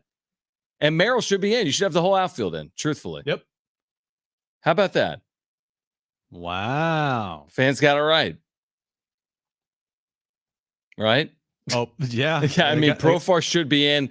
Tatis should be in. I was kind of questioning it because of, well, his health. But that doesn't impact the fan vote. And he was playing really well before he got hurt. It's only been 8 days or 9 days since he went on the IL. So Tatis' second career All-Star selection. Again, there'll likely be a replacement for him based on everything we know. But there's not going to be a replacement for Profar. He's going to be starting in Arlington. How about that? Against, in the home of the Rangers, the team that he came up as one of the top prospects in baseball with. So you got, look at that. Tatis and Hernandez had the same percentage, but by percentage points of a percentage, Tatis is a starter over Teoscar Hernandez and Brandon Marsh and Nick Castellanos. Wow. All basically the same. Yeah. But again, I think the Tatis thing is going to be a little bit of a formality because someone's going to have to start for him. But Profar is going to be starting in this game. Is the tweet out? It's out, John. It is. Congrats to our beloved at Jurickson Profar for being named an All-Star starter. King emoji. Hashtag Padres. I like that. I'll retweet that. That's really good. That's really good. Tatis is on the IL through the break, but Profar is set to join Tony Gwynn and Dave Winfield as the only Padre outfielders to start an All-Star game. How about that? In the history of the organization, going back to the 60s, the only two outfield starters, Tony Gwynn, Dave Winfield. That's crazy, isn't it? That's unbelievable. Wow. Cool. I'm speechless. Yeah. Like, Yeah, hey, you really are. Tatis being an All-Star for the second time. He is now an All-Star. Think about this: an All-Star at shortstop and an All-Star in right field. Mm-hmm. Now, it sucks that he won't be playing. Right. But what's cool is he'll be there, I would assume. Maybe. Yeah. I'm not sure. I hope he goes. I mean, he's not going to play, but I hope he goes. Right. Because he deserves it this year. I mean, we were talking about it before he won the IL. We're like, this guy's an all-star now. Yep. And so I think when you look at the Padres this season, they're going to have 4 all-stars, John. Yeah, because you're going to get Merrill here for Tatis, or maybe just Merrill makes it, and then you're going to get Suarez. And you got Profar. You're right. There's 4 all-stars likely. Suarez is a lock, right? Suarez is a lock. And I don't think Merrill is yet a lock, but it seems trending in the direction of he would be on the team. Right. So knowing that's an impressive accomplishment. It really is. Like, I wouldn't have thought heading into the year that it would be that combination. Nobody's thinking Profar heading into the year. I don't think a lot of people are thinking Merrill coming into the year. And I don't know if anyone's thinking Suarez. Suarez was coming off a down year. Kind of ineffective, wasn't closing for the team because Josh Hader closed in 2023. Like, I wouldn't have picked that group out of a hat. I don't think anyone would have picked that group out of a hat. That group of 4. No. Nobody would have with Profar in there. But at least you say, all right, Tatis, that makes sense. Mm-hmm. Like, at least one of the big 3 is an all-star. Right. So, good. So after all that's your breakdown. We waited an hour, 45 minutes. You're like, okay. It's a great accomplishment. It's awesome. I think Tatis making an all-star team after everything he's been through over the last couple of years, everything that he's done, like, dude, that's an amazing accomplishment.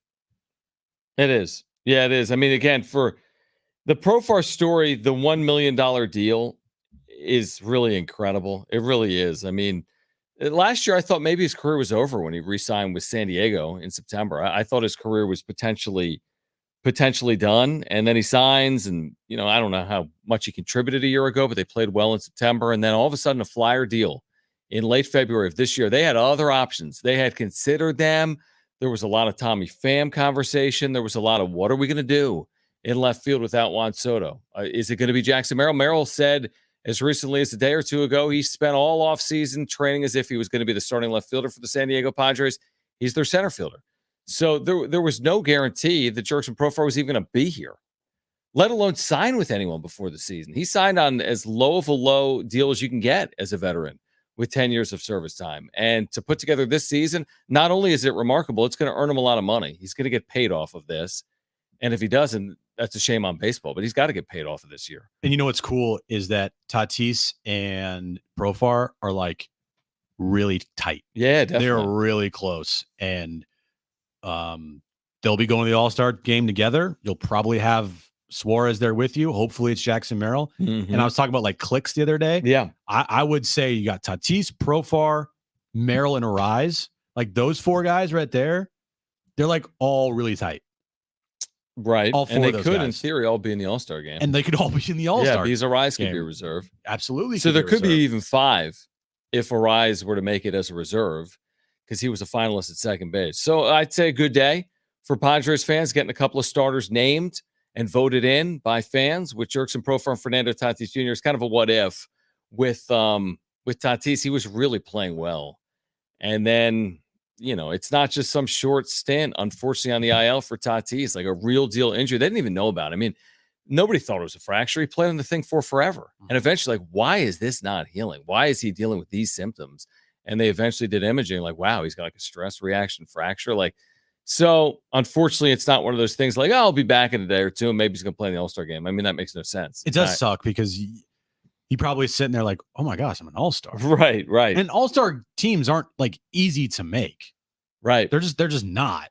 I think about from where he was in 2022, PED suspension to getting voted in on.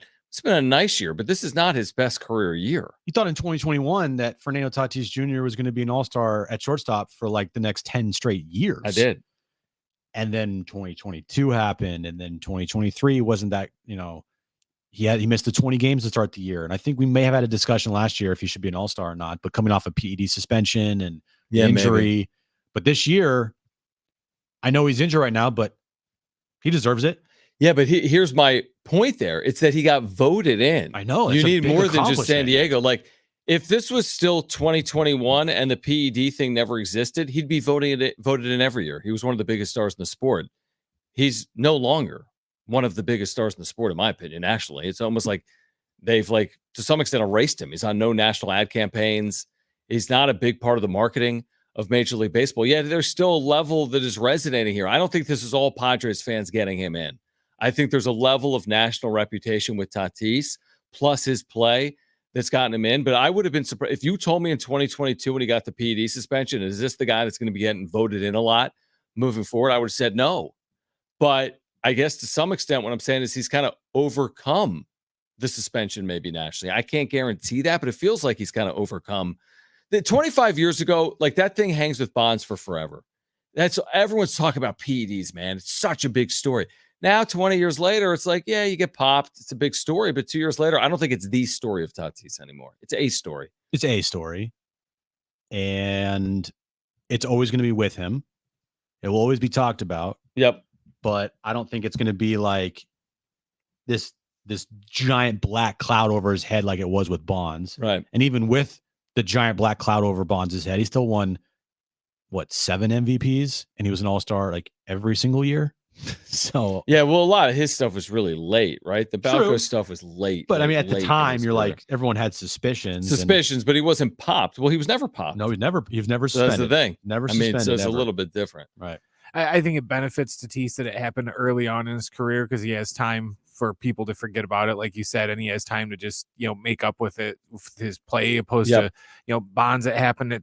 He ended his career on it. So pretty much everyone just dwelled on it then because that was how he went out. So yeah, like how legacy defining will it be for Tatis? That remains to be seen. I think it's fairly legacy defining. I don't know about locally. Like you can be a star of stars in San Diego. We're way in front of any type of Hall of Fame discussion, but even if you got in that conversation, can you do it? Coming off a suspension, nobody's ever done it, right? Has anyone ever been suspended for PEDs and gotten into the Hall of Fame? Not that I know. Suspended? I don't know if they've been suspended. They've been linked, but I don't know if there's been the suspension. But maybe that changes in the years ahead. By the way, I don't know if you said it or not, but Tatis, first player in Major League Baseball history to be a starter at shortstop in the All-Star game and then in the outfield.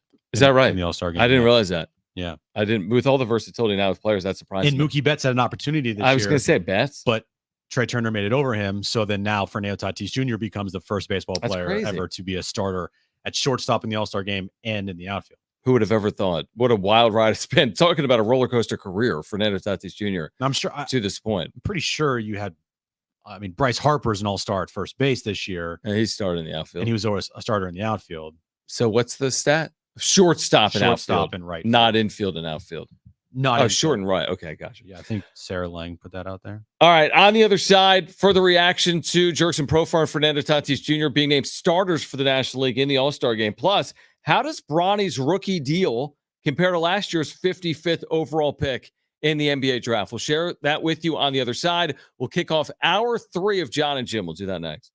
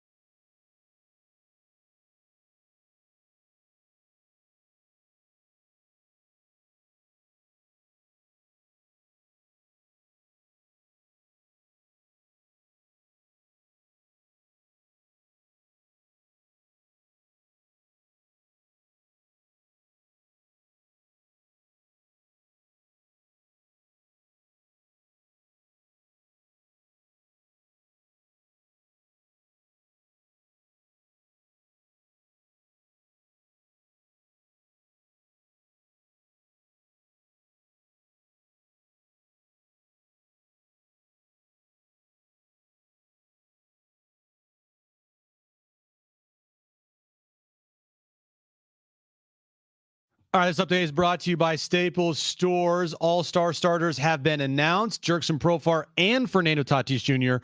will both be starting in this year's All-Star game in Texas. Of course, Fernando Tatis Jr. is on the IL. Presumably, he will be replaced in the game, but he is an All-Star this year. Padres and Rangers moments away from first pitch in Texas, game 2 of that series. Adam Mazur on the mound for the Padres, and Jackson Merrill was named the NL Rookie of the Month for June. With Staples Hot Deals, you'll find super low prices on hundreds of items for back to school right now. 24-pack Crayola crayons and comp books are just 50 cents each at Staples. Plus, save even more with the Easy Rewards program in store only. Offer ends 8/24, limited to 20. Save big on back to school at Staples.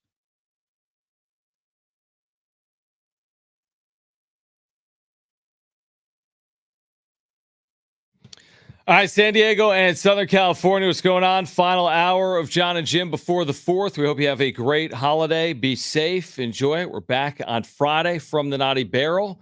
Broadcast beginning at noon. We're with you from 2 to 6 on Jon and Jim on Friday, so you can join us. We will have Bob Scanlon join us on Friday. Also, Kevin Acey, our Padres insider, will join the show on Friday. So the news, as we've been discussing for an hour, and Jim just shared again in the update, is Jackson Merrill and Fernando Tatis Jr. We wait until Sunday to learn more.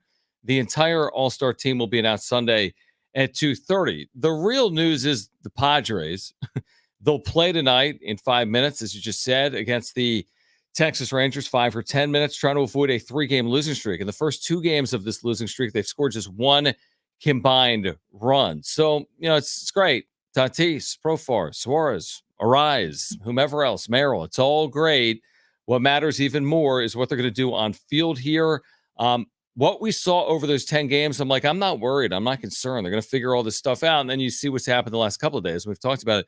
Just 1 combined run, just 2 hits yesterday, just 1 opportunity with a man at second base. We got to see more tonight against Jon Gray, a guy that some of these batters have kind of beat up over the years. Yeah.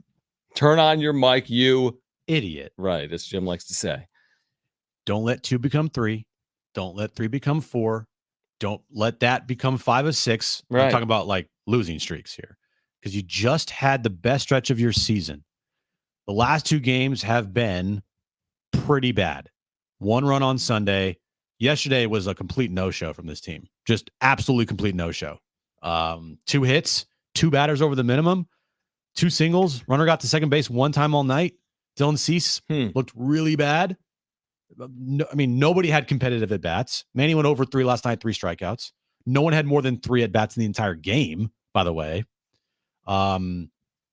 So, yeah, I would hope tonight they come out with a little more fight, and they come out tonight and they just, you say last night was a one-off, and they win tonight 6-1. It would be much easier to excuse last night if they do come out tonight and they play some really good baseball and put up some runs on the board and win a game. And then you can say last night was just a one-off, or they partied too hard on Monday night in Texas, or whatever the case may be. Here's what I'm going to say, and we'll see if I'm right or not on the wrap-up show. They're going to score some runs tonight, and not 1. They're going to score 5+ runs, and here's why. They've consistently been doing it over the last 2 weeks, even beyond that. They haven't the last 2 days, and they've beaten up right-handed pitching, and they've beaten up Jon Gray. And Jon Gray, they just put it up on the screen, his last 3 starts has an ERA over 10.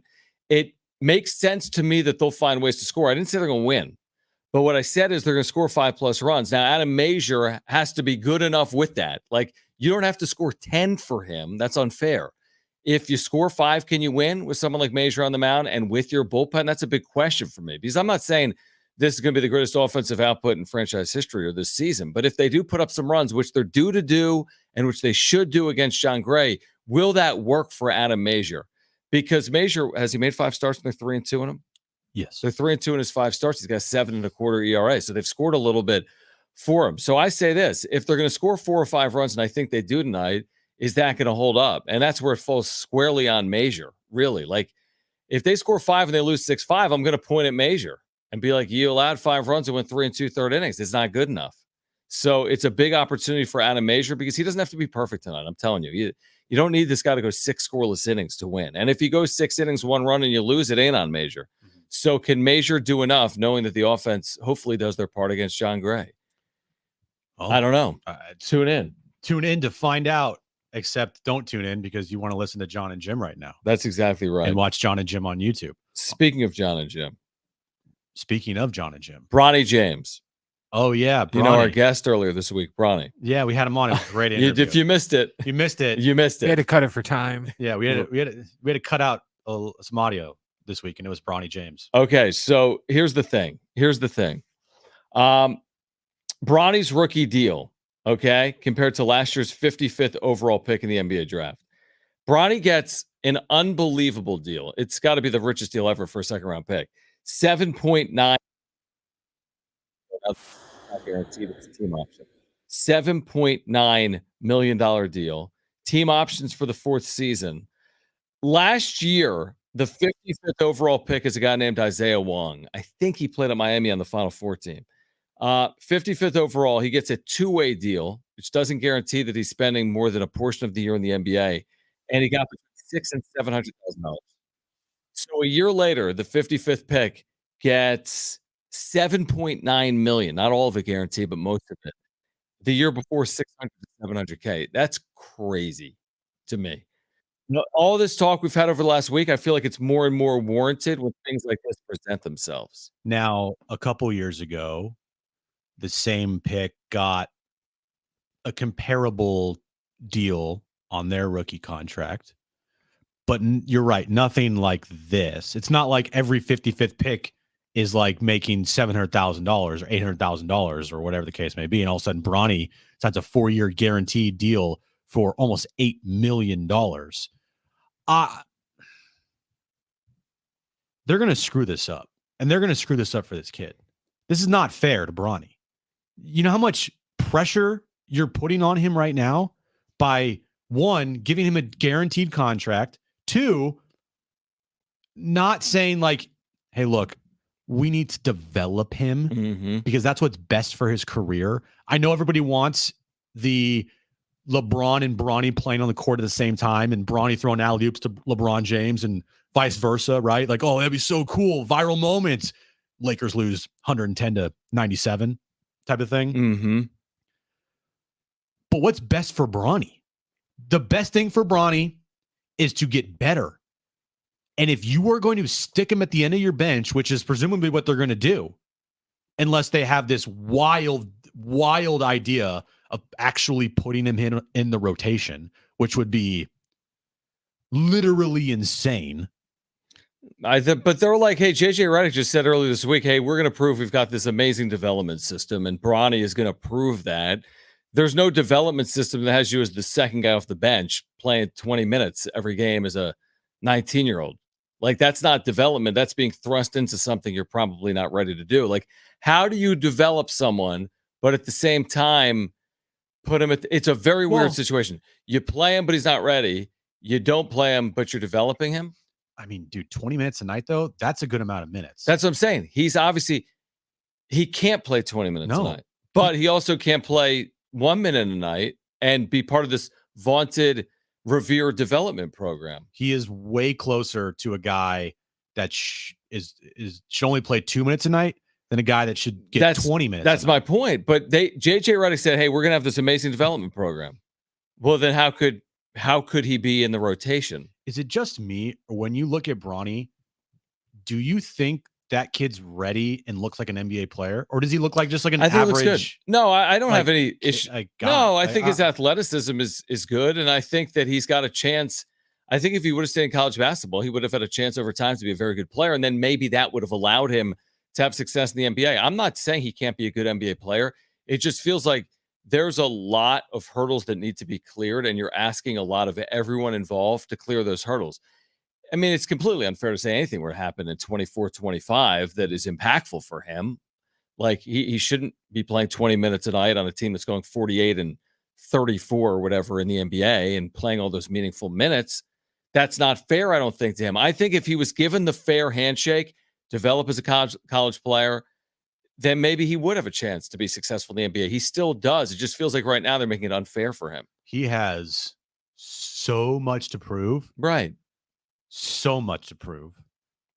And it's nothing that he did. Like, what do we always say? Oh, if some guy put a $150 million contract in front of you, of course you're going to sign it. If I go work at 7-Eleven, they give me a $100 million contract. Yeah, I'll take it. I'll sign it in a freaking second. Mm-hmm. Right? I'll go like $100 million. I don't care. I'll do it. And that's the same thing here. Now, he doesn't need the money. It's not like he's the guy that needs any money. But the Lakers put this contract in front of him. 4 years. He signed the deal. What's he supposed to do? He signed it. And the problem is, because you're LeBron's son, because you had this opportunity given to you, because you signed this guaranteed 4-year contract, you are going to have to prove a lot fairly quickly. They're not going to, and by they, I mean like the pundits and the talk shows and the talking heads, they're not going to give you time. They're not going to say, oh yeah, we'll talk about him in like 3 years. Right away, Bronny's going to get criticized for everything he does on the court. I think off the court, he's probably a guy that you don't have to worry about. But on the court, he goes in the game and he gets completely torched, or he just doesn't look like an NBA player, or if he gets exposed very quickly, it's going to be crazy. It's going to be a bloodbath for him. It will. I don't know. I still think part of it, Bronny could have just been like, look, Dad, I'm not ready. All these scouts he's never going to say that, Brian. He's never going to say I'm not ready. That's his fault though. Then it's not, there's nothing he could do. There is something he could do about it, but he didn't want to. Someone gives you a radio job and like someone if I'm born with a silver spoon in my mouth and I'm already a millionaire, I don't care if somebody else offers me another million. It's like John says, he doesn't need it. It's not like, but he wants to be an NBA player. Like this is like his dream. Do you want it the right way, or do you want it because your dad gave it to you? Well, that's the thing. It gets hard. I would want it because I would want to know in my heart that I earned it. I didn't get it because my dad gave it to me. It's a tough spot to be in because we've all been young. I mean, when you really put yourself in the shoes of a 19-year-old, your parents have, for not all people, but for a lot of people, a lot of influence. I'll give you an example. If mom and dad say, hey, you say after your freshman year of college, I'm making it up. Hey, I'm not going back for my second year. And they say, yeah, you know what? Yeah, you are. Not everyone goes back. That's fair. But a lot of people do because parents have influence, not over all people. But then you ratchet it up to like, it's LeBron James and his influence is significant. And all of a sudden you can get caught up potentially in that game. I mean, Bronny James is a good basketball player. Like we said, I just don't know if he's an NBA caliber basketball player at this point. That's where it becomes tough. Look, when it comes down to, Bronny has to make decisions about Bronny's life. They don't want to sound like James Vanderbeek in Varsity Blues, but he can make up his own, dreams and do what he wants to where, he didn't come straight out of high school and join the NBA because why? He wasn't ready. He's still not. You have to have 1 year in college. Or you have to be 18, True. but no, 1 year post high school. Yeah, or go to the or go a league, a G League. I don't know. I just think that if he could have stood up and just been like, "Look, I'm not ready," instead of just going along with what everybody told him to. There's 0% chance that you are ever going to see him say, "I'm not ready. Don't draft me." Like this is what he wanted to do, and there was a 0%. Well, then.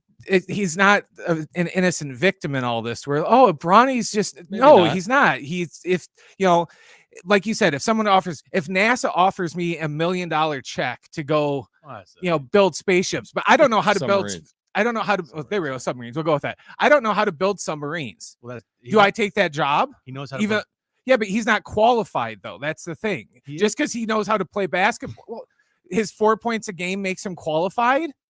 It's like we said, if LeBron wasn't his dad, he wouldn't have gotten drafted. So he's not necessarily qualified just because he knows how to play basketball. So the Padres. We can run around in circles on it. Who knows what's going to come of it? This is what I do know. The attention on Bronny is as great as anyone that's ever been taken in the second round. And it might be as great as anyone that's like been drafted listen, there was a lot of attention on LeBron as the chosen one, and he was on the cover of Sports Illustrated at St. Vincent St. Mary. You lived up to it, yeah. And that was before social media. This is real attention. And I'm not saying it's LeBron attention or it's real attention. It might actually be beyond it because 21 years ago, LeBron was the center of attention, but the world has changed in those 21 years where everything is under a microscope. And it's amazing the way people, we see it. I mean, the House of Highlights, the Sports Centers, all these Instagram, they get 1 million likes, interactions in 10 minutes. That's the type of interaction his stuff is going to be getting day in and day out. Good, bad, indifferent, otherwise. Glances on the bench, right? Oh, dude, yeah. Glances on the floor. Yeah. Missed layups, made slant, whatever happens. Whenever Bronny goes in the game, whoever's against Bronny is like, I'm going that too. at him. Yeah. It's going to be interesting to watch play out. He'll be like Taylor Swift to the Lakers. They're going to have to show every time dad makes a basket, cut to the bench and show Bronny's reaction. There might be, there'll be a lot of his shots of Bronny, I'm sure, on the bench as well. Something interesting did actually happen in this Padres game. They're underway in Arlington. They're scoreless after half inning. On a 0-2 pitch to Manny Machado with a man on, he had a pitch up and in, like Profar had a pitch up and in that dropped into his backside. Remember, Profar had that game-winning hit against the Nationals the other night when he was dropped to his backside on a pitch up and in, and he was like, I took offense to it, and then he ripped that double into right center field for a walk-off. Machado was just dropped to his back on an 0-2 pitch from John Gray. Again, I don't fight. I don't know why or how, fight? But it just happened. I can promise you that, and I know Machado wasn't exactly thrilled with that happening, so it's something to consider. Now, Padres haven't played that game, so to speak. Brushbacks, hit by pitches, eye for an eye, retaliation. Nats played that game and lost. We watched them play that game. Oh, Profar celebrated unfairly. We will show them. Padres have spoken with their bats and with their play at times in these tit-for-tat situations. We'll see if that happens here tonight. It happens. It can absolutely happen, but it's Machado. It's an 0-2 pitch. He's dropped to his back. Something to at least consider. It would happen. Again, it was something we talked about with the. I'm just saying I saw it and I'm not listening, but I saw it and I'm thinking about it. We'll see. It's not. Yep. Have they played the Rangers this year? No, because the American League's won series. Right. Yep. I don't know if there's. I don't think. I'm just saying. I'm with you. I don't think this is the Nationals. Situation. No, it's the first inning. Like what did Manny do last night? He went over 3 with 3 strikeouts. Like they're trying to prove that point. Like, oh yeah, I mean, you went over 3 with 3 strikeouts. It's fine. It's fine. Everything's good. Everything's okay. I agree. I'm just saying, jot it up here in your head. Well, we know Mike Schilt team's not going to stand for it, but then they don't really do anything about it. If they go out and beat John Gray, that's better. What you need to do. That's better than hitting than whoever Lowe who hit 2 home runs yesterday. Go out there and win the game. Mm-hmm. It's all that matters. Go win the game. Yeah. No, I agree with you. If you get hit, don't view it as like the worst thing in the world. The concerning trend, can we say trend? The last 2 games, 1 run, scoreless in the front, like whatever that is, 19 innings plus, they've scored a run. I don't know. We'd have to go back to the game on Saturday against Boston, how they scored late. Like, they're 19 plus innings of 1-run baseball. I wouldn't call it a trend. But again, I said earlier, 15 minutes ago, like this is the game you're scoring. You got to against John Gray. This isn't the game to be lifeless in after the last 2 days where we haven't had a lot of stretches like this, Jim. I'd have to go back and look at the schedule results. They haven't had a lot of 2-game stretches where they've scored 1 run or fewer this year. Well, they've been in every game, according to Schulte. A lot of them they've been in. A lot of them. They've been in a lot of different games. I hope it's just like a little trip up type of thing. Like don't let this carry over and don't all of a sudden give away everything that you've just accomplished. But if they do, I do have faith in them that they can easily as they've given it up, they can easily gain it back. Mm-hmm. Because that's what they've done. They've been doing it. That's what they've done all year.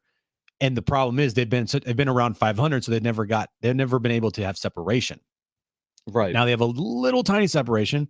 If they give it back, I have confidence that they're going to then regain it. But at the same time, you just don't want to keep playing that type of game throughout the entirety of the season. You want to be like, all right, we went 16-9 in a month, in right. 1 month. Mm-hmm. Like in July, I don't know how many games they play in July, but it's not a lot. 21. Okay, 21. So you go, I don't know, 14-7 in July. Be good. That's the month you're looking for. You're looking for that type of month. May 24th and 25th is the last time they scored 1 run or fewer in back-to-back games. It was against the Yankees at home. So it's been a while since they've struggled like this on offense. And again, this game, who knows? They could score 35 runs in this game. Do you think that would be a Major League That'd be Baseball awesome. record? I don't even know. I don't know if it would be. Probably. Right? What's the Major League record for runs scored in a game? Like 20, it's not 35. It's like 28 or 29. I'm pretty sure it's around there. It's not going to be. There's going to be a new record after this one tonight. Were the Rangers the team that I think scored? Did they? I think they were How the do team you that know scored that? the most runs. When did that happen? I think it's I'm going to say against Baltimore. What? I don't know why. What? Josh Hamilton's team. This is crazy. Okay, so Brent, I'm saying Colorado or the Cubs. Well, technically, they said it's included in the line score of the Syracuse-Brooklyn Double-A game in Doesn't count. 1890. Doesn't count. Oh, you're going to discredit Chicago's 36-7 win over Louisville? Yeah. Anything else in in the major? 1897? Anything from like World War I on No. in the major leagues? All right. Well, maybe tonight's that night for the Padres.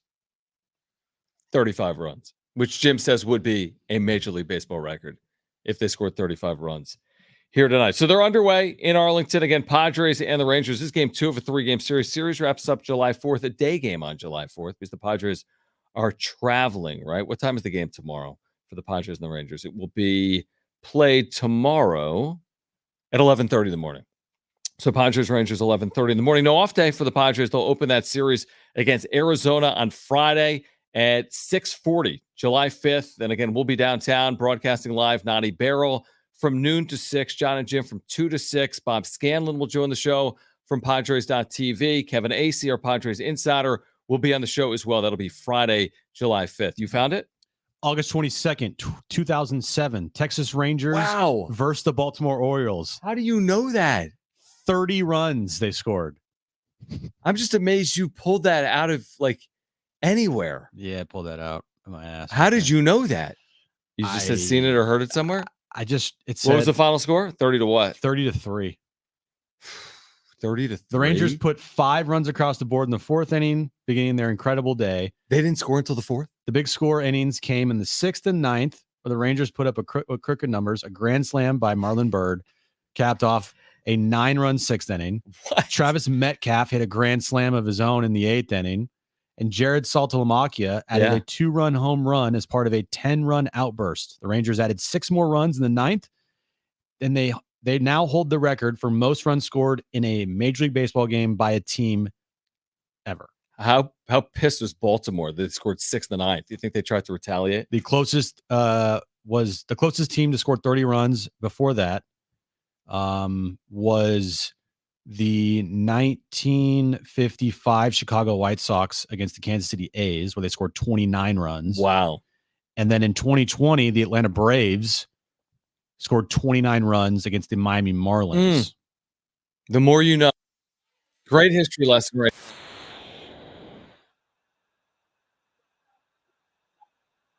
The latest from Ramona Shelburne at ESPN. On the other side, plus Jim's back page, plus updates in Arlington, where the Padres and Rangers are underway. Stay with us on Jon and Jim.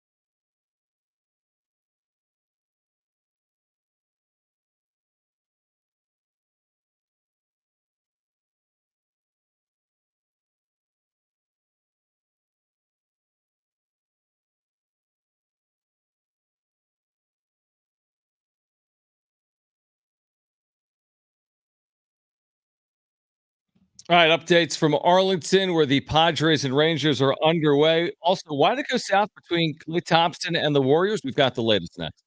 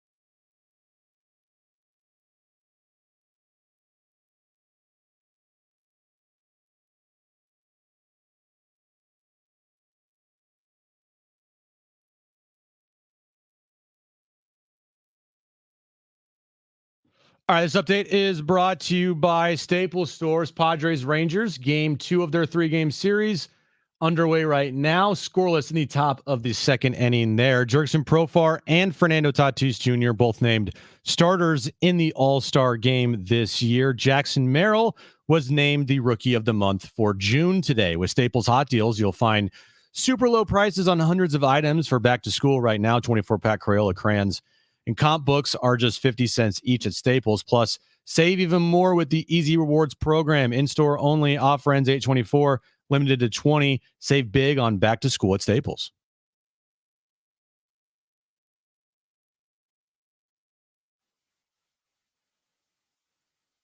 All right, so we'll keep you updated. Jim just gave the update in Arlington. Padres and Rangers scoreless in the second inning. We'll keep you updated on that one. Again, the Padres in the last 20 innings have scored 1 run. So today at ESPN, Ramona Shelburne, very good ESPN reporter, had some more details on Klay Thompson and the Warriors. Klay, quote unquote, felt disrespected by the Warriors 2023. Golden State only willing to discuss a 2-year deal in the range of $23 million a year, as opposed to, or in the range of $23 million, as opposed to Draymond Green getting 4 years, 100. And then by this offseason, she writes, Thompson's camp had proposed at least 4 contracts, most recently a 2-year deal worth roughly $20 million per season. The Warriors responded by asking Thompson to wait until other moves were made first. So Klay Thompson felt disrespected. Therefore, he left Golden State. Is it as simple as that? Or he's not worth what he was asking for? Therefore, he may have felt disrespected, but he wasn't worth what he was asking for. When you're a Hall of Famer and you are a guy that was a big part of 4 championships, like, I mean, yeah, you're going to want your money. But I don't think it was wrong of the Warriors to say and do what they did, because if they signed Klay Thompson, then they potentially could have done other moves. And it's like, hey, man, we got you, but just like we need to do some things first. Klay's also a weird guy. He's got this aura about him where he's very mysterious. You don't know what's going on with him at times. And he felt disrespected that he was benched at times last season. And I mean, I don't blame him, but at the same time, it was for the betterment of the team. And sometimes you need to be in a new position, a new spot. If you're not happy, you got to go somewhere else. And that's exactly what he did. And that's exactly what he said about it. I wonder why, because it was reported in here, and I saw this on social today, that the controlling owner of the Warriors scheduled golf in LA with Thompson 6 weeks ago. Didn't even talk about anything. Yeah. But the premise being that he was trying to like salvage or unfracture a relationship or bring him back under the fold. Like, why do it? Was he doing it just because he wanted to play golf with Klay Thompson? Or was he doing it because he thought he had a chance maybe to keep Klay Thompson? It is interesting how you would do that and not talk to him about anything, because wouldn't the reason be like, why are you playing golf with him? Like, if you have a fractured relationship with your boss, and your boss then says, "Hey, let's go out to lunch," right? But they talk to you about nothing about what's going on. Then what are you doing it for? Right. Yeah. Like, I mean, he was a good owner.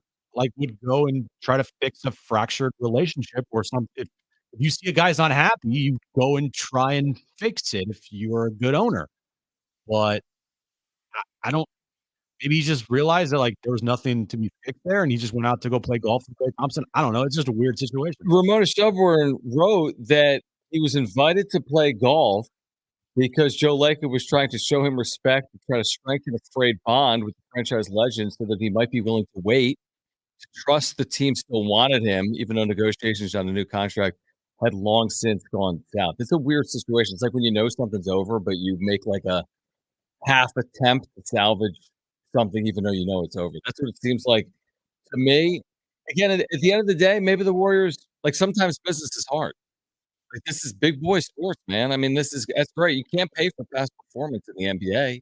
Unfortunately, it doesn't work like that. But like you said, from Klay Thompson's perspective, this guy's got 4 rings. Like, respect me with those 4 rings. But then again, at some point, the Warriors got to move on. Steph Curry's not getting younger. How old is he? 36? 36. Draymond Green the other day had he's not young on his podcast said that he was about to go to the Memphis Grizzlies last year. Really? Like, he was like, I was ready to go to Memphis, and then I called Steph and Klay, and then the Warriors stepped in and they fixed it all. But like, this whole thing with Klay Thompson and Steph Curry and Draymond Green has nothing to do with those guys. It has everything to do with he just wasn't having fun, and I think a lot of that has to do with like his abilities, because when you know how good you are and you just can't do it anymore, you get upset with yourself. Sure. You get upset with your circumstances. And then you get benched, and then you're like, what the hell, man? And it's like, well, dude, we need to win these games. We're not like a lottery team where you can just go out there and play. Like, we're trying to win, and you're not helping us win right now. You're actually hurting us. And it was a tough situation. And Klay should have finished his career in Golden State. But hey, man, when you are not happy in a situation and you say it, like, good for him for going somewhere that he can potentially be happy. Like, that's more important than anything. What about, like, so Draymond getting 4 years, 100, was that reasonable based on his caliber of play at that point, or was that a reach by the Warriors to try to keep the thing intact and try to keep some semblance of the dynasty going? For what he does for that team, it's 100% worth it. And I think he could have got maybe the same contract somewhere else as well. He's not just some random guy. Like, he's one of the best defenders in the league.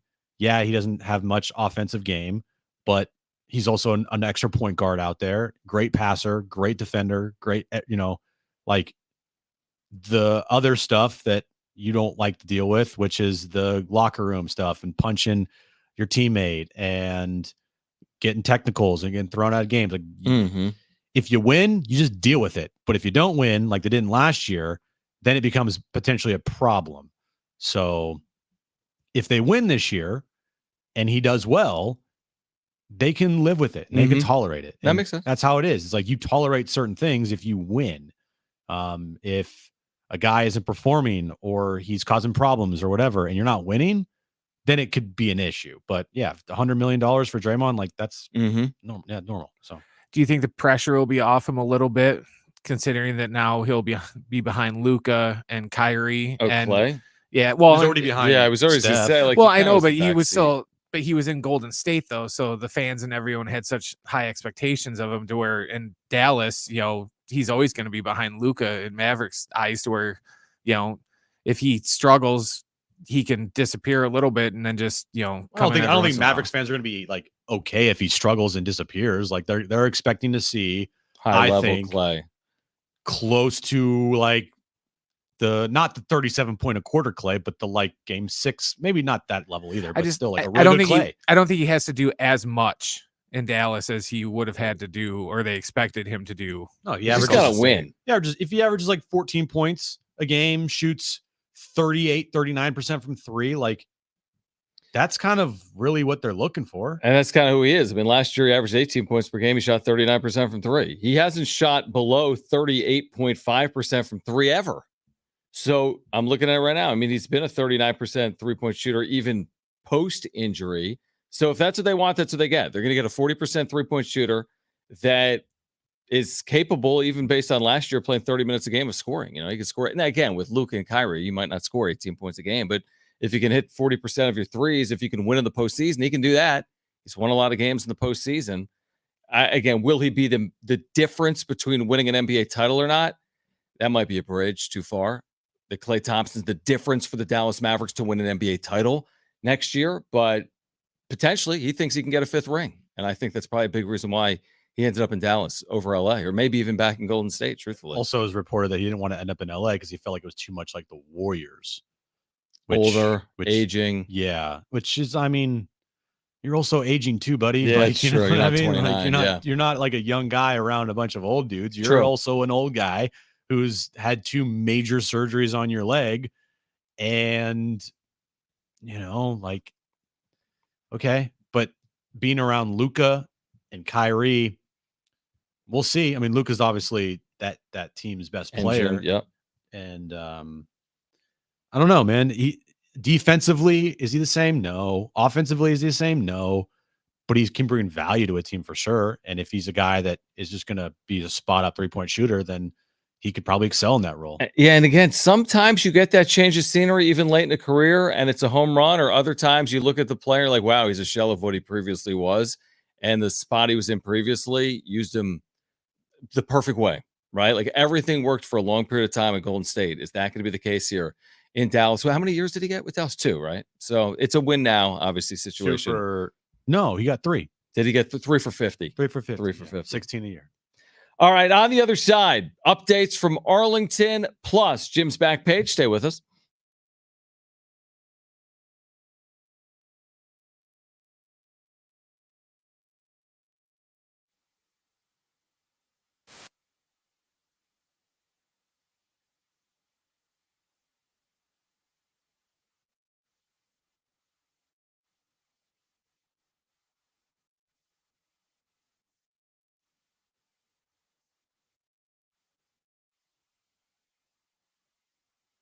All right, so if you're a veteran, listen up. Did you know that you can access up to 100% of your home's equity right now?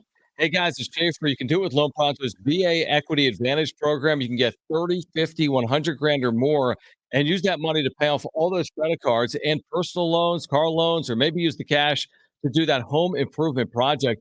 Veterans love working with Loan Pronto because they make it easy. No junk fees, no hassle. They can unlock that cash in your home's equity in a matter of weeks. Don't keep paying insane rates on credit cards.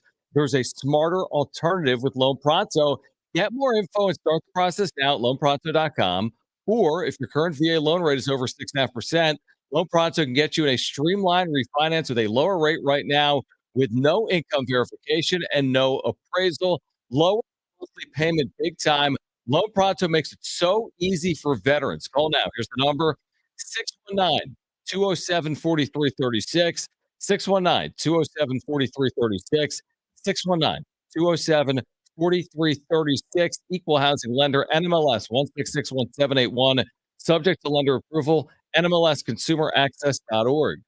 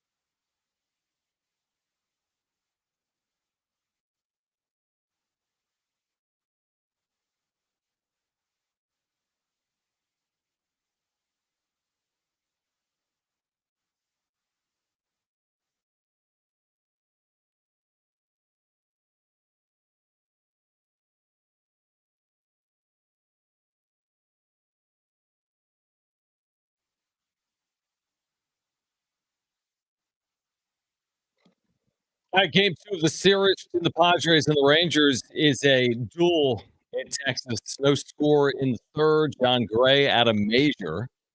So Major has matched Gray. Scoreless in the third inning. Again, the Padres yesterday didn't score, so they've not scored in the series. They scored just one run on Sunday. We'll see if these bats can get going second time around against the veteran right-hander John Gray. Stay tuned. Stay tuned for that. We'll have a wrap-up show. We will have a wrap-up show tonight. And I'm just watching this game unfold, and you're like, do something, meme. Do something. Right. Go out there and be better. But hey, they can't be scoring 10 runs all the time, every single game, like they were like last week, True. it seemed like. It's like that meme when they're poking that thing with a stick. It's like, do something. Yeah, exactly. That's exactly what it is. Yes. So we'll see. Again, this game is game 2 of the 3-game series. They'll play tomorrow at 11:30 in the morning on July 4th. Then they're home. And again, Friday against Arizona, kicking off an 8-game homestand before the All-Star break. We will broadcast live from the Naughty Barrel. Please join us. Programming beginning at noon, live programming at noon. Jon and Jim extended edition, 2 to 6 on Friday. You know what I need? I need the video right now of Jackson Merrill getting told he made the All-Star team in the clubhouse in Texas, because the Padres sent out a picture. No, there's video. There's video already? Or maybe there's a picture without video. There's just a picture. It's just a picture. There's just a picture. No, you know what I need? I need John Gray like pointing his finger at Jackson Merrill and saying, like, you suck. That's what, like, they need something to like ignite them again. Because right now it's just kind of like ho hum, not going through the motions, but like that's what I need. I need like a slight. That's what I need out of it. I feel like this team feeds off like they need a fuel. You know the guy Blake Harris?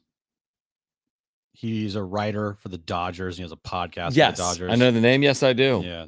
What about him? He said Mookie Betts, Will Smith, and Teoscar Hernandez should have been all-star starters. Inexcusable that they couldn't get enough votes. I mean, what? Who are you blaming? People? Maybe America doesn't love the Dodgers as much as you guys think. They got Ohtani, who will be DHing. That is kind of weird. On the field to start the All-Star game, 0 Dodgers. That's true. Things you love to say, right? On the field, 0 Dodgers. 0 Dodgers. Not one. You love to see that. That is kind of weird. Again, that's the old man yelling at clouds. Who are you yelling at? You know what I mean? The people that voted. Like, even I'm not saying, hey, Jackson Merrill should have been voted in. He might still be on the team. Those guys are going to be on the team. You can't yell at the fans for how they vote. It's a preaching at the choir thing, to where he's whining to other Dodger honks. They're like, "Oh yeah, you're so right. We should have had all of our team in there." And all right, let's get to this.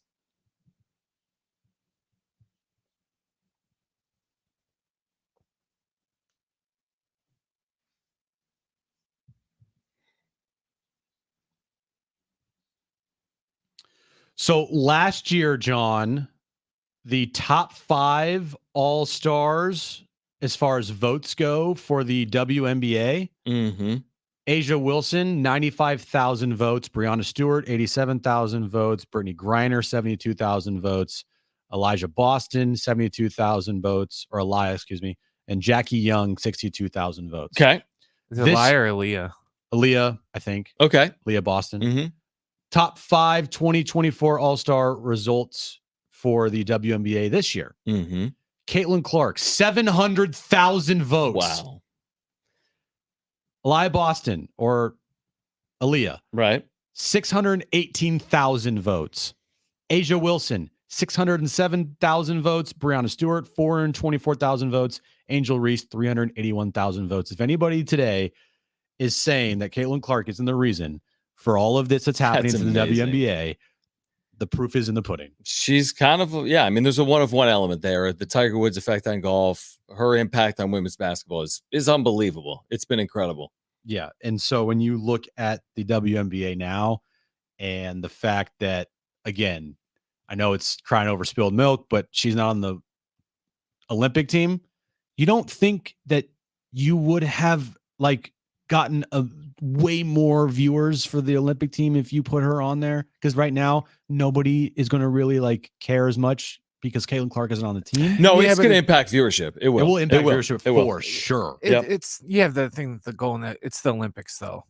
They're going to win either way. Well, no, it's just there's people that normally, wouldn't give a crap about, women's basketball or even men's basketball, but they'll watch it in the Olympics just because, it's USA, well, look, Winter Olympics, you think anyone gives a crap about, speed skating? But guess what? Winter Olympics rolls around, everyone acts like it's their favorite sport and they're super into it and people watch it, but they don't watch it outside the Olympics. Sonics has released a $1.99 value menu. Here's the items on the Sonic value menu, John. Chili cheese coney. Tater tots. Small tots. Yes. Quarter pound double cheeseburger. Small shake, any flavor, 16 ounce. And a queso wrap. That sounds very good. I do like me some Sonics. Why don't more places do tots? Sonic's like one of the only. That's a great so do question. I would take tots over fries like almost every time. But like, is there besides Sonic who does tots? What happened in this game? I told you, man. Manny got brushed back his first time up, and he was not happy. They feed off fuel like that. They feed off slights. He got brushed back, and he hit a 2-run home run because he was mad, or he just hit a 2-run home run. But Manny Machado remains scorching hot and has hit a 2-run home run. The Padres, who had scored 1 run in 2 games, have scored 2 runs in the 3rd inning. What else do you have? Finally, John, let me pull this up here. Popeyes is offering thousands of free boneless wings to ex-users. Popeyes has expanded its menu by permanently offering new boneless wings nationwide. The decision to add boneless wings to its menu came after analyzing social media debates regarding skepticism about whether boneless wings are real wings. Popeyes says there are over 63,000 tweets on X sharing a dislike for boneless wings. In a bid to win them over, Popeyes said it sent thousands of X users codes for a free 6-piece boneless wings. I didn't get one. X users who receive a code must make a purchase on the Popeyes website or app only on July 6th, National Fried Chicken Day, to obtain the free boneless wings. The fast food chain is also offering free 6-piece boneless wings with a $10 purchase to Popeyes Rewards members through Sunday, July 14th. Interesting marketing, I would say. Yes, I agree with that. A recent report found that Popeyes, 86%, trailed only McDonald's, 100%, when it came to the highest rate of inflation at U.S. fast food restaurants in 2014. I don't know why I read that. Anyway, who cares? That's crazy, actually. So, why didn't I get a promo code? Voucher or whatever. Maybe I didn't cry about their wings. Is it that controversial, boneless over for wing snobs? Yes. Wing snob. It's not a wing because there's no bone. Right. It's a chicken strip. Okay. But still could be good either way. Well, I'd rather have boneless than the bone in. Right. Can I know this is the end of the show, but I just saw this. Yeah. We weren't going to talk about it today because we didn't know anything about it. But what's going on with the San Diego Wave? Alex Morgan has released a statement. What's the circumstance here? Because again, I don't know all the. What's the statement? I don't know. It's hard to say at the very end of our show, but I just saw it. I figured this is something that. What's the statement? Alex Morgan said, "I am disappointed to hear about the allegations made by multiple former Wave FC employees today. As a player, we have worked hard to build a team that is surrounded by inclusive, positive, and safe environment. But it's important to me that we are creating that environment for both players and staff throughout the entire organization. Equity, sorry, in the workplace is something I have and will continue to advocate for. I want to be proud of what we are building at the Wave, but it is clear that much work to be done." I guess earlier today that actually Mark Siegler has written about at the UC. I saw something was published within the last hour related to. I don't even know. I don't want to approach it because I haven't read the story because it was released during the show. Here's the headline of it: San Diego Wave FC refute former employees' claim of a toxic work environment. That's what Alex Morgan is referencing and responding to in her statement here at this hour. More from Mark Siegler at the Union Tribune's website, something we'll keep an eye on as the days progress. Have a good 4th, everybody. We're back with you on the 5th for the Naughty Peril. Jon and Jim broadcasting live from 2 to 6. Bob Scanlon, Kevin Acey on the show on Fridays. The Padres get ready for the D-backs. If you missed anything today, you know where to find it, including at sportsfc.com and on the iHeartRadio app. We're on social at Jon and Jim. And for Brent and Jim, I'm John. Have a great 4th. We'll see you Friday right here on San Diego Sports 760. Okay, bye.